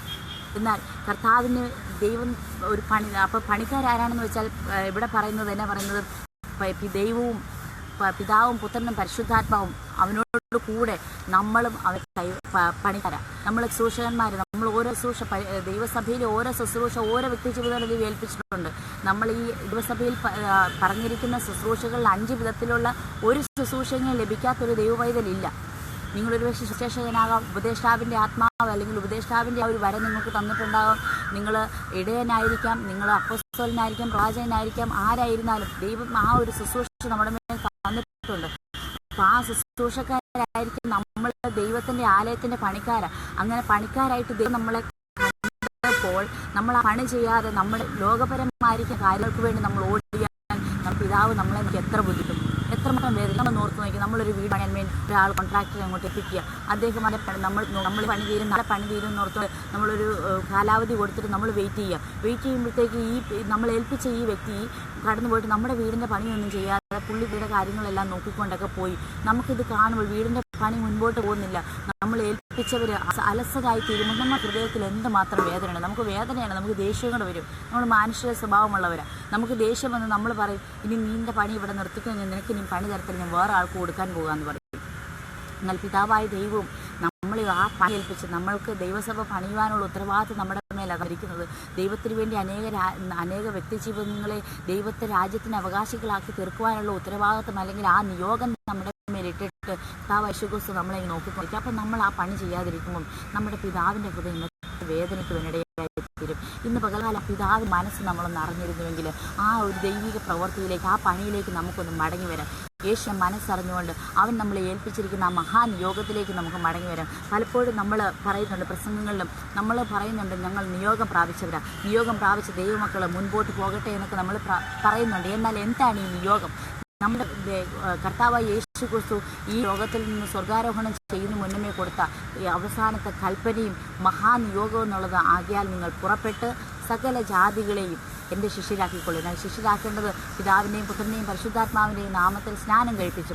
ഞാൻ നിങ്ങളോട് കൽപ്പിച്ചതൊക്കെയും കർത്താവായ യേശു ശിഷ്യന്മാരോട് പല കാര്യങ്ങൾ കൽപ്പിച്ചിട്ടുണ്ട്. ആ കാര്യങ്ങളൊക്കെ നമുക്കുള്ളവരാണ്. ആ കാര്യങ്ങളൊക്കെ പ്രമാണിക്കുവാൻ തക്കോണം ഉപദേശിച്ചുകൊണ്ട്. അപ്പോൾ നമ്മളൊരാളെ ദൈവസന്നിധാനത്തിലേക്ക് കൊണ്ടുവരുമ്പോഴത്തേക്ക് കർത്താവായ യേശു ക്രിസ്തു പറഞ്ഞിരിക്കുന്ന ഉപദേശം നമ്മൾ മറ്റുള്ളവർക്ക് കൊടുക്കുന്നവരായിരിക്കണം.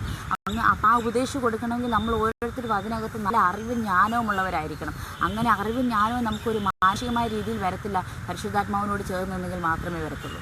അപ്പോൾ ദൈവസഭയും പരിശുദ്ധാത്മാവും എന്ന് പറയുന്നത് രണ്ടല്ല. പരിശുദ്ധാത്മാവിനാൽ നയിക്കുന്നതാണ് ദൈവസഭയെന്ന് പറയുന്നത്. പരിശുദ്ധാത്മാവിനാൽ നയിക്കാത്ത ദൈവസഭയിലൊക്കെയാണ് ഇന്ന് ഈ സമയങ്ങളിൽ, ഈ നൂറ്റാണ്ടുകളിൽ അല്ലെങ്കിൽ ഈ കാലഘട്ടത്തിൽ നമ്മൾ കാണുന്ന പലവിധമായിരിക്കുന്ന പ്രശ്നങ്ങളും ലോകവും എല്ലാം കയറി കൂടിയിരിക്കുന്നു. പരിശുദ്ധാത്മാവിനാൽ നയിക്കുന്ന സഭയിൽ അവിടെ തിരഞ്ഞെടുപ്പും കാര്യങ്ങളൊക്കെ എന്ന് പറയുന്നത് ദൈവത്തിൻ്റെ ആത്മാവിലാണ് സകലതും നടക്കുന്നത്.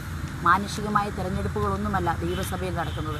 ആദിമ നൂറ്റാണ്ടിൽ നമുക്ക് കാണാം, അവർ ദൈവസഭയ്ക്ക് അല്ലെങ്കിൽ ദൈവപ്രവൃത്തിക്ക് വേണ്ടി ദൈവവേലയ്ക്ക് വേണ്ടി വേർതിരിച്ചവർ അല്ലെങ്കിൽ നേതാക്കന്മാരാകാൻ വേർതിരിച്ചവർ ദൈവഭക്തിയും ദൈവ അഭിഷേകം നിറഞ്ഞവരും ദൈവം തിരഞ്ഞെടുത്തവരെ അവർ പ്രാർത്ഥിച്ച് വേർതിരിക്കുമായിരുന്നു. അല്ലാതെ സ്വന്തം ഇഷ്ടം കൊണ്ട് അവർ ഇന്നയാളാകട്ടെ എന്ന് പറഞ്ഞ് വേർതിരിക്കുകയല്ലായിരുന്നു. ഇന്നത്തെ കാലത്ത് നമ്മുടെ ദൈവസഭകളിലെ തിരഞ്ഞെടുപ്പുകളും നമ്മൾ ഓരോരുത്തരും അധ്യക്ഷ സ്ഥാനം കാക്ഷിക്കുമ്പോൾ അവർ പരിശുദ്ധാത്മാഭിഷേകം പ്രാപിച്ചവരാണോ എന്നും ദൈവനിയോഗം അവരുടെ മേലുണ്ടോ എന്നും നമ്മൾ തിരിച്ചറിഞ്ഞുകൊണ്ട് പ്രാർത്ഥിച്ച് വേർതിരിക്കുന്നവരാണെങ്കിൽ ദൈവത്തിൻ്റെ പ്രവൃത്തി നമ്മുടെ ജീവിതത്തിലൂടെ സഭയിലൂടെ വെളിപ്പെട്ട് വരാനുണ്ട്. എന്നാൽ ഇന്നത്തെ സഭയിൽ ആ 16-ാം നൂറ്റാണ്ട് കഴിഞ്ഞിട്ടുള്ള കാലഘട്ടത്തെ പോലെ ലോകം കയറി കൂടിയിരിക്കുക. നമ്മൾ പലപ്പോഴും ഇപ്പം നമ്മൾ ദൈവസഭ കർത്താവ് തൻ്റെ പണിയുവാൻ നമ്മളെ ഏൽപ്പിച്ചപ്പോഴത്തേക്ക് നമ്മളിപ്പോൾ സ്വന്തം ഇഷ്ടപ്രകാരം പണിതുകൊണ്ടിരിക്കുക. എന്നാൽ ദൈവം ആഗ്രഹിക്കും നമ്മൾ സ്വന്തം ഇഷ്ടപ്രകാരം ഒരു ദൈവസഭ പണിതെടുക്കുവാനല്ല, നമ്മുടെ സ്വന്തം ബുദ്ധിക്കനുസരിച്ച് ഇങ്ങനെയൊക്കെ പോയാൽ കൊള്ളാം എന്ന് വിചാരിച്ചുകൊണ്ട് മുൻപോട്ട് പോകാനല്ല ദൈവം ഒരു ദൈവസഭയെപ്പറ്റി ആഗ്രഹിക്കുന്നത്. ദൈവത്തിൻ്റെ ഹിതപ്രകാരം ദൈവം വരച്ച് തന്നിരിക്കുന്ന പ്ലാൻ അനുസരിച്ച് ദൈവം ഒരു ബ്ലൂ പ്രിൻ്റ് നമുക്ക് തന്നിട്ടുണ്ട്. എങ്ങനെ ദൈവസഭ പണിയണമെന്നും എങ്ങനെ ഒരാളെ ശിഷ്യനാക്കണമെന്നും എങ്ങനെ ഓരോരുത്തരുടെ ദൈവസന്നിധാനത്തിൽ ഉറപ്പിച്ച് നിർത്തണമെന്നും എങ്ങനെ നമ്മൾ വിശുദ്ധ ജീവിതം നയിക്കണമെന്നും. അപ്പോൾ ആ ബ്ലൂ പ്രിൻറ്റിനനുസരിച്ച് അല്ലെങ്കിൽ ദൈവത്തിൻ്റെ പ്ലാനുകൾക്കും പദ്ധതികൾക്കും അനുസരിച്ച് നമ്മൾ പണിയുന്നില്ലെങ്കിൽ നമ്മൾ അവസാന നാളുകളിൽ കർത്താവ് നമ്മൾ ദുഷ്ടദാസനെ എന്ന് വിളിക്കേണ്ട വിളി നമ്മൾ കേൾക്കേണ്ടി വരും. ഇത് കർത്താവ് വരുമ്പോഴത്തേക്ക് കർത്താവ് ഓരോരുത്തരെ വേലയ്ക്കാക്കിയിട്ട് പോയിക്കുക.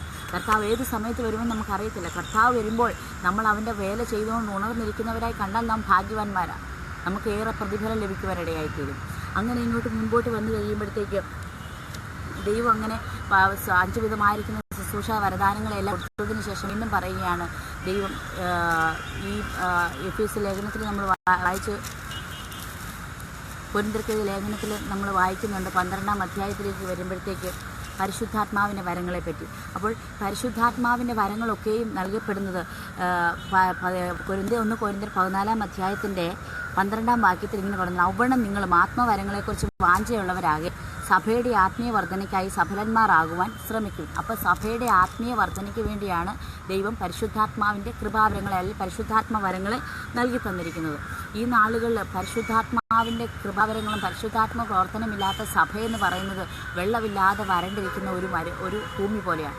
വെള്ളമുള്ള ഭൂമി അല്ലെങ്കിൽ വെള്ളം നമ്മൾ നനച്ചു കൊടുക്കുന്ന ഭൂമിയിൽ അതിലുണ്ടാകുന്ന വൃക്ഷങ്ങളും സസ്യങ്ങളും എല്ലാം വളരെ തഴച്ചു നിൽക്കുന്നതും അതിൻ്റെ ആ ഒരു നോക്കുമ്പോൾ തന്നെ നമുക്കറിയാം ഒരു പൂത്ത് ഫലം കായ്ച്ച് നമുക്ക് കണ്ണിന് ഒരു നമ്മൾ നോക്കുമ്പോൾ തന്നെ നമ്മുടെ കണ്ണിന് വളരെ മനോഹാരിത തരുന്നതായിരിക്കും.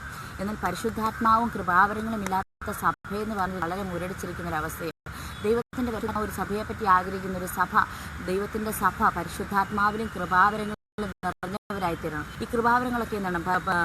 അതേ 14-ാം അധ്യായത്തിൽ 26-ാം വാക്യത്തിൽ വരുമ്പോഴത്തേക്ക് ഇങ്ങനെ പറയുന്നുണ്ട്, നിങ്ങൾ കൂടി വരുമ്പോഴത്തേക്ക് ഓരോരുത്തരും സങ്കീർത്തനമുണ്ട്, ദോഷമുണ്ട്, വെളിപ്പാടുണ്ട്, അന്യഭാഷയുണ്ട്, വ്യാഖ്യാനമുണ്ട്, സകലതും ആത്മീയ വർധനയ്ക്കായിട്ട് ഉതകട്ടെ. അപ്പോൾ നമ്മൾ കൂടി വരുന്നതൊക്കെ നമ്മൾ എന്തിനു വേണ്ടിയാണ്? ആത്മീയ വർധനയ്ക്കായിട്ട്. നമ്മുടെ ജീവിതത്തിൽ നമ്മൾ ആത്മീയ വർധന പ്രാപിക്കുമ്പോൾ ആ ആത്മീയ വർധന നമുക്കിപ്പോൾ പറയാം, നമ്മുടെ വീട്ടിൽ നമ്മൾ സ്ഥലം വാങ്ങിച്ചു തന്നിരിക്കട്ടെ, നമ്മൾ ഓരോ ദിവസം അല്ലെങ്കിൽ ഒരു വർഷം കൊണ്ട് നമുക്ക് കുറച്ച് സാമ്പത്തികം നമ്മുടെ കയ്യിലുണ്ടായി, നമ്മൾ സ്ഥലം വാങ്ങിക്കുക. അപ്പോൾ നമ്മുടെ കയ്യിലുള്ള സാമ്പത്തികം കൊണ്ട് നമ്മൾ സ്ഥലങ്ങൾ ഇങ്ങനെ വാങ്ങിച്ചു കൂട്ടുക. അപ്പോൾ നമ്മുടെ സ്ഥലത്തിന് എന്താ സംഭവിക്കുക? നമ്മൾ ചുരുങ്ങിയ അവസ്ഥയിലല്ല നമ്മുടെ സ്ഥലത്തിന് ഇങ്ങനെ വിസ്താരം അല്ലെങ്കിൽ വിസ്തൃതി സംഭവിച്ചുകൊണ്ടിരിക്കുക. അതുപോലെ തന്നെയാണ് ആത്മീയമായിട്ട് നമ്മുടെ ജീവിതത്തിൽ നമ്മൾ വർധന പ്രാപിക്കുമ്പോഴത്തേക്ക് നമ്മുടെ ആത്മീയ ജീവിതം മാത്രമല്ല നമ്മുടെ ഭൗതിക ജീവിതവും നമ്മൾ പ്രവർത്തന മണ്ഡലങ്ങളും വിസ്താരപ്പെട്ടിരിക്കും. ആത്മീയമായിട്ട് എപ്പോഴും അതിൻ്റെ ഒരു ആഗ്രഹം അല്ലെങ്കിൽ ആവലെന്ന് പറഞ്ഞാൽ, എനിക്ക് എൻ്റെ ഈ ആത്മീയവർദ്ധന, എൻ്റെ ഈ സന്തോഷം മറ്റൊരാളോടായിരിക്കണം. അവൻ എപ്പോഴും ദൈവത്തിന് വേണ്ടി പ്രവർത്തിക്കാൻ വളരെ താല്പര്യമുള്ളൂ. അപ്പം നമ്മളുടെ ജീവിതത്തിൽ നമ്മുടെ ഈ കൃപാവരങ്ങളൊക്കെയും ഒരു ആത്മീയ വർദ്ധനയ്ക്കായിട്ട് നാം ഉപയോഗിക്കണം. അപ്പോസ്തല പ്രവൃത്തി 12-ാം അധ്യായത്തിലാണ് കൃപാവരങ്ങളെപ്പറ്റി പൗലോസ് അപ്പോസ്തലൻ പറയുന്നത്. എന്നാൽ കൃപാവരങ്ങളിൽ വ്യത്യാസമുണ്ട്, ആത്മാവ് ഒന്നത്രേ. കൃപാവരങ്ങളെപ്പറ്റി പറയുന്നു, പലവിധമായിരിക്കുന്ന കൃപാവരങ്ങളെപ്പറ്റി ഇവിടെ പറയുന്നത് ഓരോരുത്തരും ആത്മാവിനാൽ ജ്ഞാനത്തിൻ്റെ വചനം, പരിജ്ഞാനത്തിൻ്റെ വചനം, വിശ്വാസം, രോഗശാന്തിയുടെ വീര്യപ്രവർത്തികൾ, പ്രവചനം, വിവേചനം, പലവിധമായ ഭാഷകളുടെ വ്യാഖ്യാനം, ഇങ്ങനെ പലവിധമായിരിക്കുന്ന വരങ്ങളെപ്പറ്റി പറയുന്നുണ്ട്. അപ്പോൾ ഈ ജ്ഞാനത്തിൻ്റെ വചനം എന്ന് പറഞ്ഞാൽ, ജ്ഞാനത്തിൻ്റെ വചനം എന്ന വരവെന്ന് പറയുന്നത് കൃപാവരം, ഒരു കൃപാവരമാണ്. ജ്ഞാനത്തിൻ്റെ വചനം നമ്മുടെ അറിവ്, ഇപ്പോൾ നമ്മളൊരു സ്ഥാനത്തായിരിക്കുമ്പോഴത്തേക്ക് നമ്മൾ ഒരാളോട് സംസാരിച്ചുകൊണ്ടിരിക്കുമ്പോൾ നമ്മൾ ജ്ഞാനത്തോടെ സംസാരിക്കുന്നത്. ദൈവമക്കൾ അതുകൊണ്ടാണ് കർത്താവ്, നിങ്ങൾ പാമ്പിനെ പോലെ ബുദ്ധിയുള്ളവരും പ്രാവിനെ പോലെ നിഷ്കളങ്കരുമായിരിക്കും. നമ്മൾ പാമ്പിനെ പോലെ ബുദ്ധിയുള്ളവരും നമ്മൾ മറ്റുള്ളവരോടുള്ള ഇടപെടലുകൾ, നമ്മുടെ സാമൂഹ്യമായിരിക്കുന്ന ജീവിതത്തിൽ, നമ്മുടെ ഭവനത്തിലുള്ള ജീവിതത്തിൽ, നമ്മുടെ പ്രാർത്ഥനാ ജീവിതത്തിൽ എല്ലാം നമ്മളൊരു വളരെ ബുദ്ധിയുള്ളവർ, ജ്ഞാനത്തോടെ പെരുമാറുന്നവരായിരിക്കണം. അങ്ങനെയാണെങ്കിൽ മാത്രമേ നമ്മളുടെ നല്ല നടപ്പ് മറ്റുള്ളവരുടെ മുമ്പിൽ നമുക്ക് തെളിയിക്കാൻ പറ്റത്തുള്ളൂ. ജ്ഞാനിയില്ലാത്ത ഒരു പോഷനെ പറ്റി ദൈവം സദൃശവാക്യങ്ങൾ വായിച്ചാൽ മനസ്സിലാൻ സാധിക്കും. ജ്ഞാനികളല്ലാത്ത ഒരു മനുഷ്യരെ അവരുടെ ജീവിതത്തിൻ്റെ അവസ്ഥ ഏറ്റവും മോശമായിട്ടുള്ള ഒരു പരിഹാസം നിറഞ്ഞൊരു ജീവിതം. അപ്പം ദൈവമക്കളായിരിക്കുന്ന ആരും മറ്റുള്ളവർക്ക് മുമ്പിൽ നിൽക്കപ്പെടാനോ ഒരു പരിഹാസപാത്രമാകാനോ ദൈവം ആഗ്രഹിക്കുന്നതുകൊണ്ട് ജ്ഞാനം നമ്മൾ ദൈവത്തിൽ നിന്ന് ചോദിച്ചു പോകണം. പരിജ്ഞാനത്തിൻ്റെ വചനം എന്ന് പറഞ്ഞാൽ ജ്ഞാനവും പരിജ്ഞാനവും തമ്മിൽ വ്യത്യാസമുണ്ട്. ജ്ഞാനം എന്ന് പറയുന്നത് നമ്മളുടെ അറിവുകളിൽ നിന്ന് സംസാരിക്കുക ജ്ഞാനം. എന്നാൽ പരിജ്ഞാനം എന്ന് പറയുന്നത് തക്ക സമയത്ത്.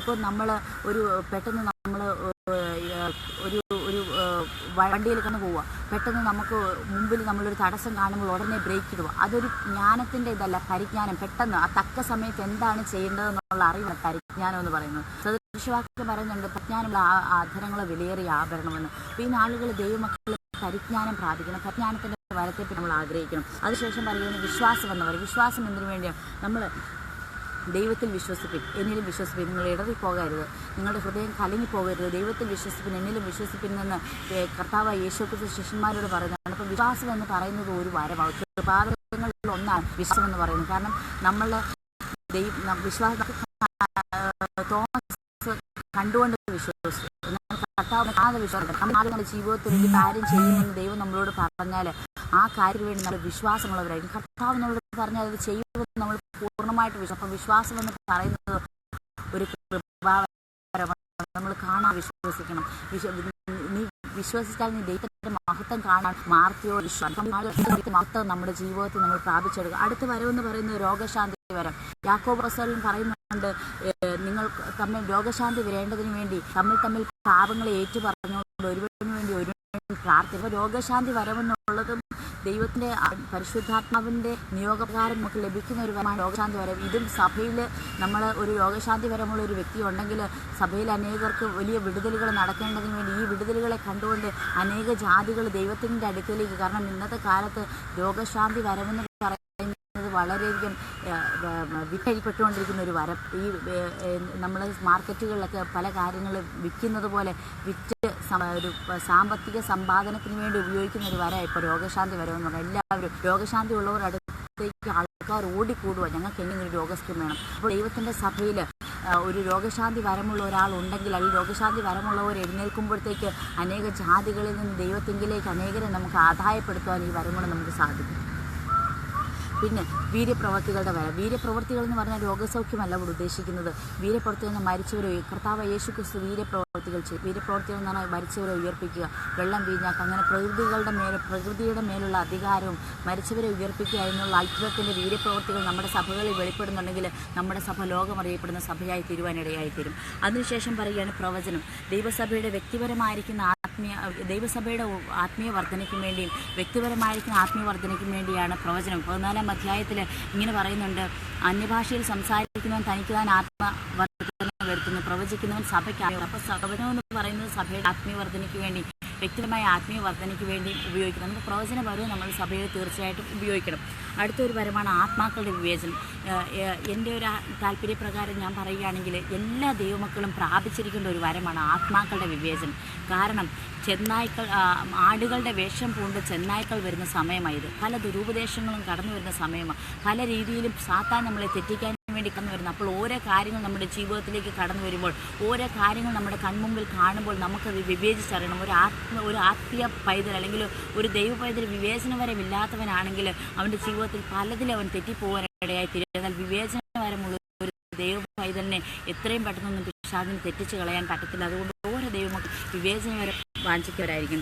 അതിനുശേഷം പലവിധമായിരിക്കുന്ന ഭാഷ എന്ന് പറഞ്ഞാൽ അന്യഭാഷ വിശേഷാൽ നമ്മൾ അന്യഭാഷ നമ്മൾ സംസാരിക്കുകയും നമ്മൾക്ക് തന്നെ ആത്മവർദ്ധന വരുത്തുകയും അതിനുശേഷം പറഞ്ഞ ഭാഷകളുടെ വ്യാഖ്യാനം, അന്യഭാഷയുടെ വ്യാഖ്യാനം. പലപ്പോഴും എൻ്റെ ജീവിതത്തിൽ ഞാൻ ഈ അന്യഭാഷയുടെ വ്യാഖ്യാനം വരെ അനുഭവിച്ചറിയുകയും എൻ്റെ ജീവിതത്തിലൂടെ ദൈവം അത് ഉപയോഗിക്കുകയും ചെയ്തിട്ടുള്ളൊരു വരമാണ്. നമ്മൾ അന്യഭാഷ വ്യാഖ്യാനം വരമെന്ന് പറഞ്ഞാൽ പലരും ചിന്തിക്കുക അന്യഭാഷ വ്യാഖ്യാനം എന്ന് പറഞ്ഞാൽ നമ്മൾ പറയുന്ന ഓരോ അന്യഭാഷയുടെ വാക്കിനും ഒരു പരിഭാഷയാണെന്ന്. ഒരിക്കലും അന്യഭാഷ വ്യാഖ്യാനം എന്ന് പറയുന്ന ഒരു പരിഭാഷയല്ല. ഇപ്പം നമ്മൾ ഹിന്ദിയിൽ പ്രസംഗിക്കുന്ന മലയാളത്തിലോട്ട് പരിഭാഷപ്പെടുത്തുന്ന പോലെ അല്ല അന്യഭാഷയുടെ വ്യാഖ്യാനം എന്ന് ദൈവം ഉദ്ദേശിക്കുന്നത്. ദൈവം ഉദ്ദേശിക്കുന്നത് നമ്മളൊരു അന്യഭാഷ പറയുമ്പോൾ അതിൻ്റെ ആകെത്തുകയായിരിക്കുന്ന അർത്ഥത്തെ.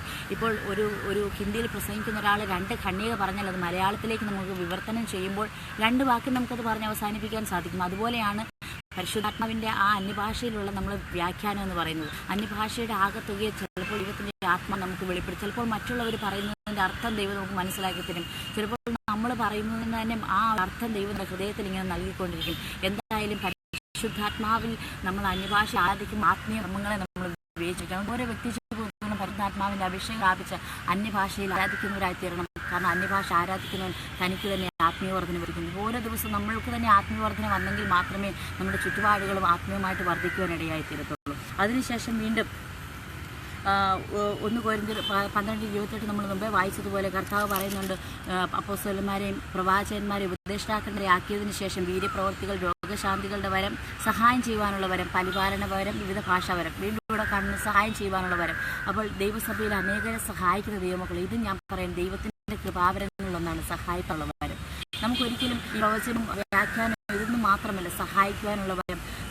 പിന്നെ പരിപാലനം എന്ന് പറഞ്ഞാൽ ഇടയന്മാരോടുള്ള ബന്ധത്തിലാണ് പരിപാലനത്തെ പറ്റി പറയുന്നത്. അല്ലെങ്കിൽ നമ്മൾ മറ്റുള്ളവരെ പരിപാലിക്കുക, നമ്മൾ മറ്റുള്ളവരെ ആശ്വസിപ്പിക്കുകയും നമ്മൾ മറ്റുള്ളവരുടെ കാര്യങ്ങൾ കെയർ ചെയ്യുകയും മറ്റൊരു കൂട്ടുവിശ്വാസിയെ പരിപാലിക്കുകയും അവരെ സഹായിക്കുകയൊക്കെ ചെയ്യണമെന്നാണ് ഈ വരം കൊണ്ട് ദൈവം ആഗ്രഹിക്കുന്നത്. അതുകൊണ്ട് നമ്മുടെ ജീവിതത്തിൽ നമ്മൾ സഹായിക്കാനുള്ള വരം, നമ്മൾ മറ്റുള്ളവരെ മനസ്സറിഞ്ഞ് സഹായിക്കുക.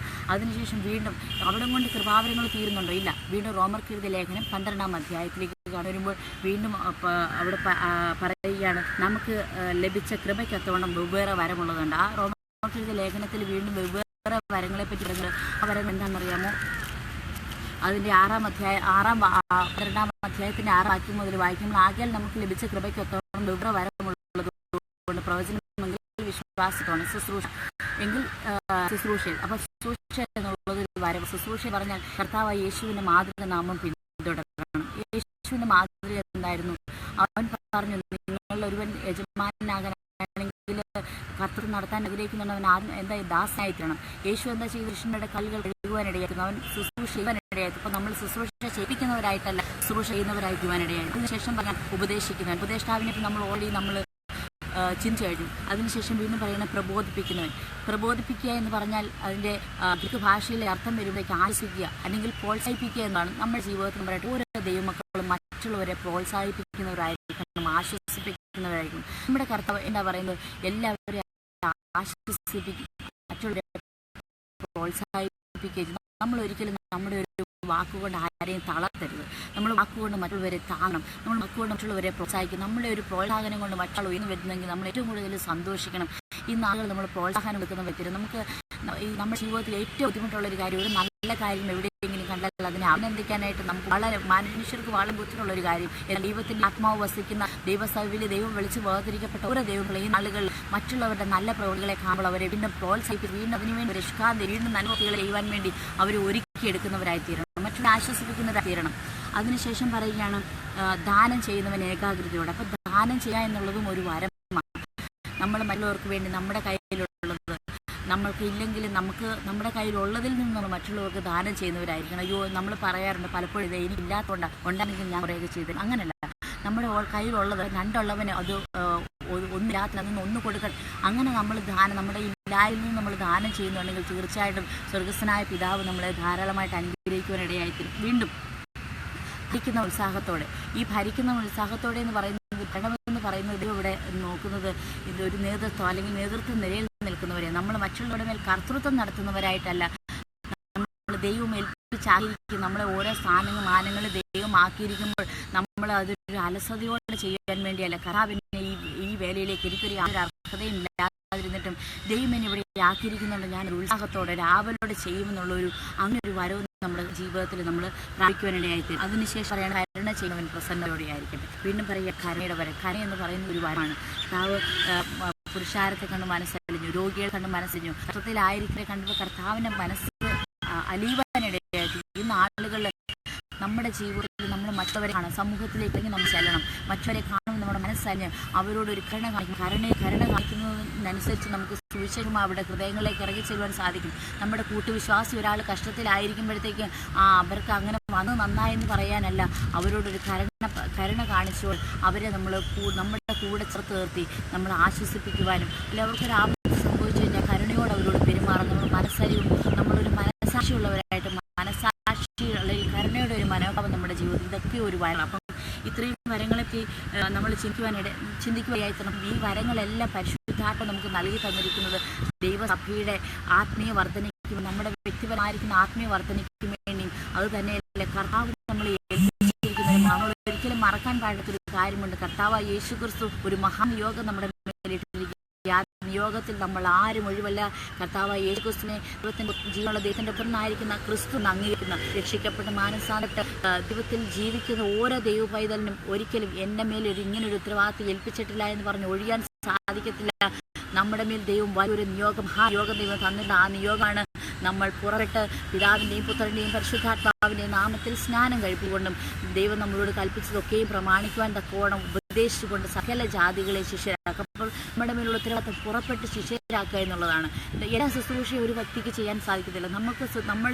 നമ്മുടെ സഭ ഈ 5 വിധമായിരിക്കുന്ന ആ ശുശ്രൂഷ വരദാനങ്ങൾ, ഉപദേഷ്ടാക്കന്മാർ, സുവിശേഷകന്മാർ, ഇടയന്മാർ, അപ്പോസ്തലന്മാർ, പ്രവാചകന്മാർ, ഈ 5 വിധമായിരിക്കുന്ന ശുശ്രൂഷകളും ഒരു സഭയിൽ വെളിപ്പെടേണ്ടത് ഒരുവനോട് ഒരുവൻ പോരിട്ടുകൊണ്ടല്ല, അല്ലെങ്കിൽ ഞാൻ മറ്റവനേക്കാളും വലുതാണെന്ന് കാണിച്ചിട്ടല്ല. ഇവരെല്ലാവരും കൂടി ഒരുമിച്ച് ചേർന്ന് ഇപ്പോൾ അപ്പോസ്തലന്മാരും പ്രവാചകന്മാർ അല്ലെങ്കിൽ ഉപദേഷ്ടാക്കന്മാരും പ്രവാചകന്മാരും കൂടെ ചേർന്ന് ദൈവത്തോട് ആഗ്രഹിച്ച് പ്രാർത്ഥിക്കുകയും ദൈവം അപ്പോസ്തലന്മാർ എഴുന്നേൽപ്പിക്കിടയായിരിക്കും.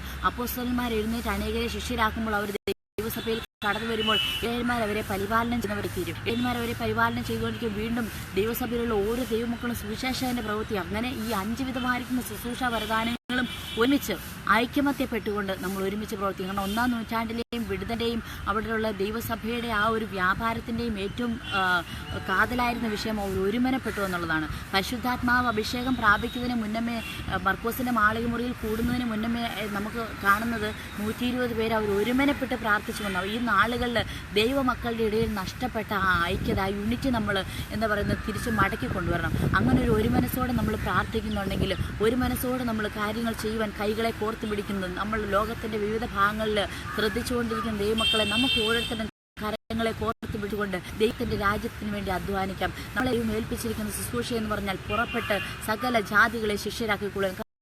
പറഞ്ഞ പരിശുദ്ധാത്മാവിന്റെ ശക്തി നിങ്ങളുടെ വരുമ്പോൾ നീ പുറപ്പെട്ട് യെരുശലേമിലും യഹൂദയിലായിട്ടും ശമരിയിലും ലോകത്തിന്റെ അറ്റത്തോളം എൻ്റെ സാക്ഷികളാകും. ലോകത്തിന്റെ അറ്റത്തോളം നമ്മളെ സാക്ഷികളാകാൻ വെച്ചാൽ നമുക്കൊരുപക്ഷെ ലോകത്തിന്റെ അറ്റത്തോളം സാക്ഷിയാകാൻ പറ്റിയില്ലെങ്കിലും നമ്മളെ ദൈവമാക്കി വെച്ചിരിക്കുന്ന സ്ഥാനത്ത് നമ്മൾ ആയിരിക്കുന്ന ഈ മേഖലയിൽ നമ്മുടെ ഒറ്റടുത്തിരുന്നൊരു വ്യക്തിക്ക് നമുക്ക് സാക്ഷിയാകാൻ സാധിക്കുന്നുണ്ടെങ്കിൽ ദൈവം നമ്മളെപ്പറ്റി നിശ്ചയിച്ച് ആ ദൈവം നമ്മുടെ തലയുടെ മേൽ തന്നിരുന്ന ആ മഹാനിയോഗത്തിൽ നമ്മൾ പ്രവർത്തിക്കുന്നവരാണ്. ഈ നാളുകൾ നമ്മുടെ സഭയെ ഒരു ഉണർവിലേക്ക് നമുക്ക് മടക്കി വരുത്താം. കർത്താവ് ഈ 21-ാം നൂറ്റാണ്ടിൽ ആദിമ സഭയ്ക്കുണ്ടായ ഒരു ഉണർവ് പോലെ വീണ്ടും ഞങ്ങളുടെ ജീവിതത്തിൽ ദൈവസഭയിൽ ലോകമാകമാനം ഒരു ഉണർവിനെ ദൈവം നൽകി തരണം. കർത്താവ് ഞങ്ങളുടെ വരവ് ഏറ്റവും ആസനമാണ്. ആ ഉണർവിന് വേണ്ടി എന്നെയും ഒരു ഭാഗവാക്കാക്കണമെന്ന് നമ്മൾ പ്രാർത്ഥിക്കുന്നുണ്ടെങ്കിൽ ദൈവസഭയും പരിശുദ്ധാത്മാവ് വരങ്ങളും എല്ലാം പ്രാപിച്ചിരിക്കുന്ന ദൈവസഭകളും ദൈവമക്കളും കൂടെ ഒരുമിച്ച് പ്രവർത്തിക്കുമ്പോഴേക്ക് വലിയ ഉണർവ് ലോകത്തിൽ വെളിപ്പെടുവാനിടയായിത്തീരും. അപ്പോൾ ദൈവസഭയും പരിശുദ്ധാത്മാവ് വരങ്ങളെന്ന് പറയുന്നത് ഏറ്റവും ഗഹനമായിരുന്ന ആഴത്തിൽ ഈ നാളുകളിൽ ഇവിടെ കൊണ്ട് നമ്മൾ ചിന്തിച്ച് അല്ലെങ്കിൽ തീർക്കാൻ വേണ്ടിയല്ല, നമ്മൾ ഈ ദിവസങ്ങളിൽ ഈ കാര്യങ്ങളെപ്പറ്റി ഗഹനമായിരിക്കുന്ന ഒരു ചിന്ത നമ്മുടെ ജീവിതത്തിൽ ഉണ്ടായിരിക്കണം. ഇപ്പോൾ ഈ ഒരു ഫെബ്രുവരി മാസം വരെ നമ്മൾ ഈ മുഴുവൻ ഈ കാര്യങ്ങൾ ചിന്തിച്ചുകൊണ്ടിരിക്കുക. എന്നാൽ ഓരോ ദിവസം പ്രായത്തിൽ പലരെയും നമ്മൾ ദൈവശക്തി ദിവസം നടത്താൻ മെസ്സേജ് കിട്ട് നമ്മൾ പോയി അതിനെപ്പറ്റി മറന്നു പോകുന്നവരായിട്ടല്ല. ഈ കേൾക്കുന്ന കാര്യങ്ങളൊക്കെ നമ്മുടെ ഹൃദയത്തോട് ദൈവത്തിൻ്റെ പരിശുദ്ധാത്മാവ് സംസാരിക്കുന്നുണ്ടെങ്കിൽ, നമ്മുടെ ഹൃദയത്തിൽ ഏതെങ്കിലും ഒരു കാര്യം ഈ സംസാരിച്ചുകൊണ്ടതിനിടയ്ക്ക് നമുക്ക് ഇടപെട്ടിട്ടുണ്ടെങ്കിൽ അത് ശരിയാണെങ്കിൽ നമ്മുടെ ഹൃദയത്തോട് ആ ഒരു ഇടപെടുന്നുണ്ടെങ്കിൽ ഓർത്തോണം ദൈവത്തിൻ്റെ പരിശുദ്ധാത്മാവ് നമ്മളോട് സംസാരിക്കുക. ഈ നാളുകളിൽ ആർക്കും ഒരു വ്യക്തി ജീവിതം, ഒരു കൊച്ചു പൈതലിന് പോലും ദൈവത്തെ അംഗീകരിച്ച കർത്താവായ യേശുക്രിസ്തുവിനെ അംഗീകരിച്ച ഒരു കൊച്ചു പൈതലിന് പോലും ആ നിയോഗത്തിൽ നിന്ന് വെളിയിൽ പോകാൻ പറ്റത്തില്ല. ആ നിയോഗം നമ്മുടെ മേൽ പൗലോസ് പറഞ്ഞതുപോലെ നിർബന്ധം എൻ്റെ മേൽ കിടക്കുന്നു. അതുകൊണ്ട് നമ്മുടെ ഓരോരുത്തരുടെ മേൽ ആ നിയോഗം കിടക്കുന്നത് കൊണ്ട് ആ നിയോഗപ്രകാരം ദൈവസഭകളെ ഉണർവിലേക്ക് നയിക്കുന്നതിന് വേണ്ടി പരിശുദ്ധാത്മാ കൃപാവരങ്ങൾ നിയന്ത്രണത്തിന് വിധേയപ്പെട്ടുകൊണ്ട് കർത്താവ് യേശുക്രിസ്തുവിൻ്റെ വാക്കുകളെ അനുസരിച്ചുകൊണ്ട് ഈ ലോകമെമ്പാടും ഒരു വലിയ ഉണർവിന് വേണ്ടി നമുക്ക് പ്രവർത്തിക്കാം. നമ്മുടെ സഭയിൽ, നമ്മുടെ കുടുംബത്തിൽ, നമ്മുടെ വ്യക്തി ജീവിതത്തിൽ വലിയ ഉണർവ് ഈ നാളുകളിൽ ദൈവം അയക്കട്ടെ എന്ന് ഞാൻ പ്രാർത്ഥിക്കുകയും ആഗ്രഹിക്കുകയും ചെയ്യുന്നു. ഇത്രത്തോളം സമയം എന്നെ ശ്രമിച്ചുകൊണ്ടിരുന്ന എല്ലാ ദൈവമക്കളോടുള്ള ദൈവനാമത്തിലുള്ള നന്ദി ഓർപ്പിക്കുന്നു. നമ്മളെല്ലാവരെയും ഈ കാലഘട്ടത്തിൽ ദൈവം ധീര വനിതകളായി, ധീര യോദ്ധാക്കളായിട്ട്, ധീര പുരുഷന്മാരാക്കി ദൈവം ഉപയോഗിക്കട്ടെ. ദൈവം ഈ രാജ്യത്തിൻ്റെ, ഈ ലോകത്തിന് ഉണർവിന് വേണ്ടി നമ്മളെ ഉപയോഗിക്കട്ടെ എന്ന് ഞാൻ പ്രാർത്ഥിക്കുകയും ആഗ്രഹിക്കുകയും ചെയ്യുന്നു. ദൈവം നമ്മളെല്ലാവരെയും ധാരാളമായിട്ട് അനുഗ്രഹിക്കും.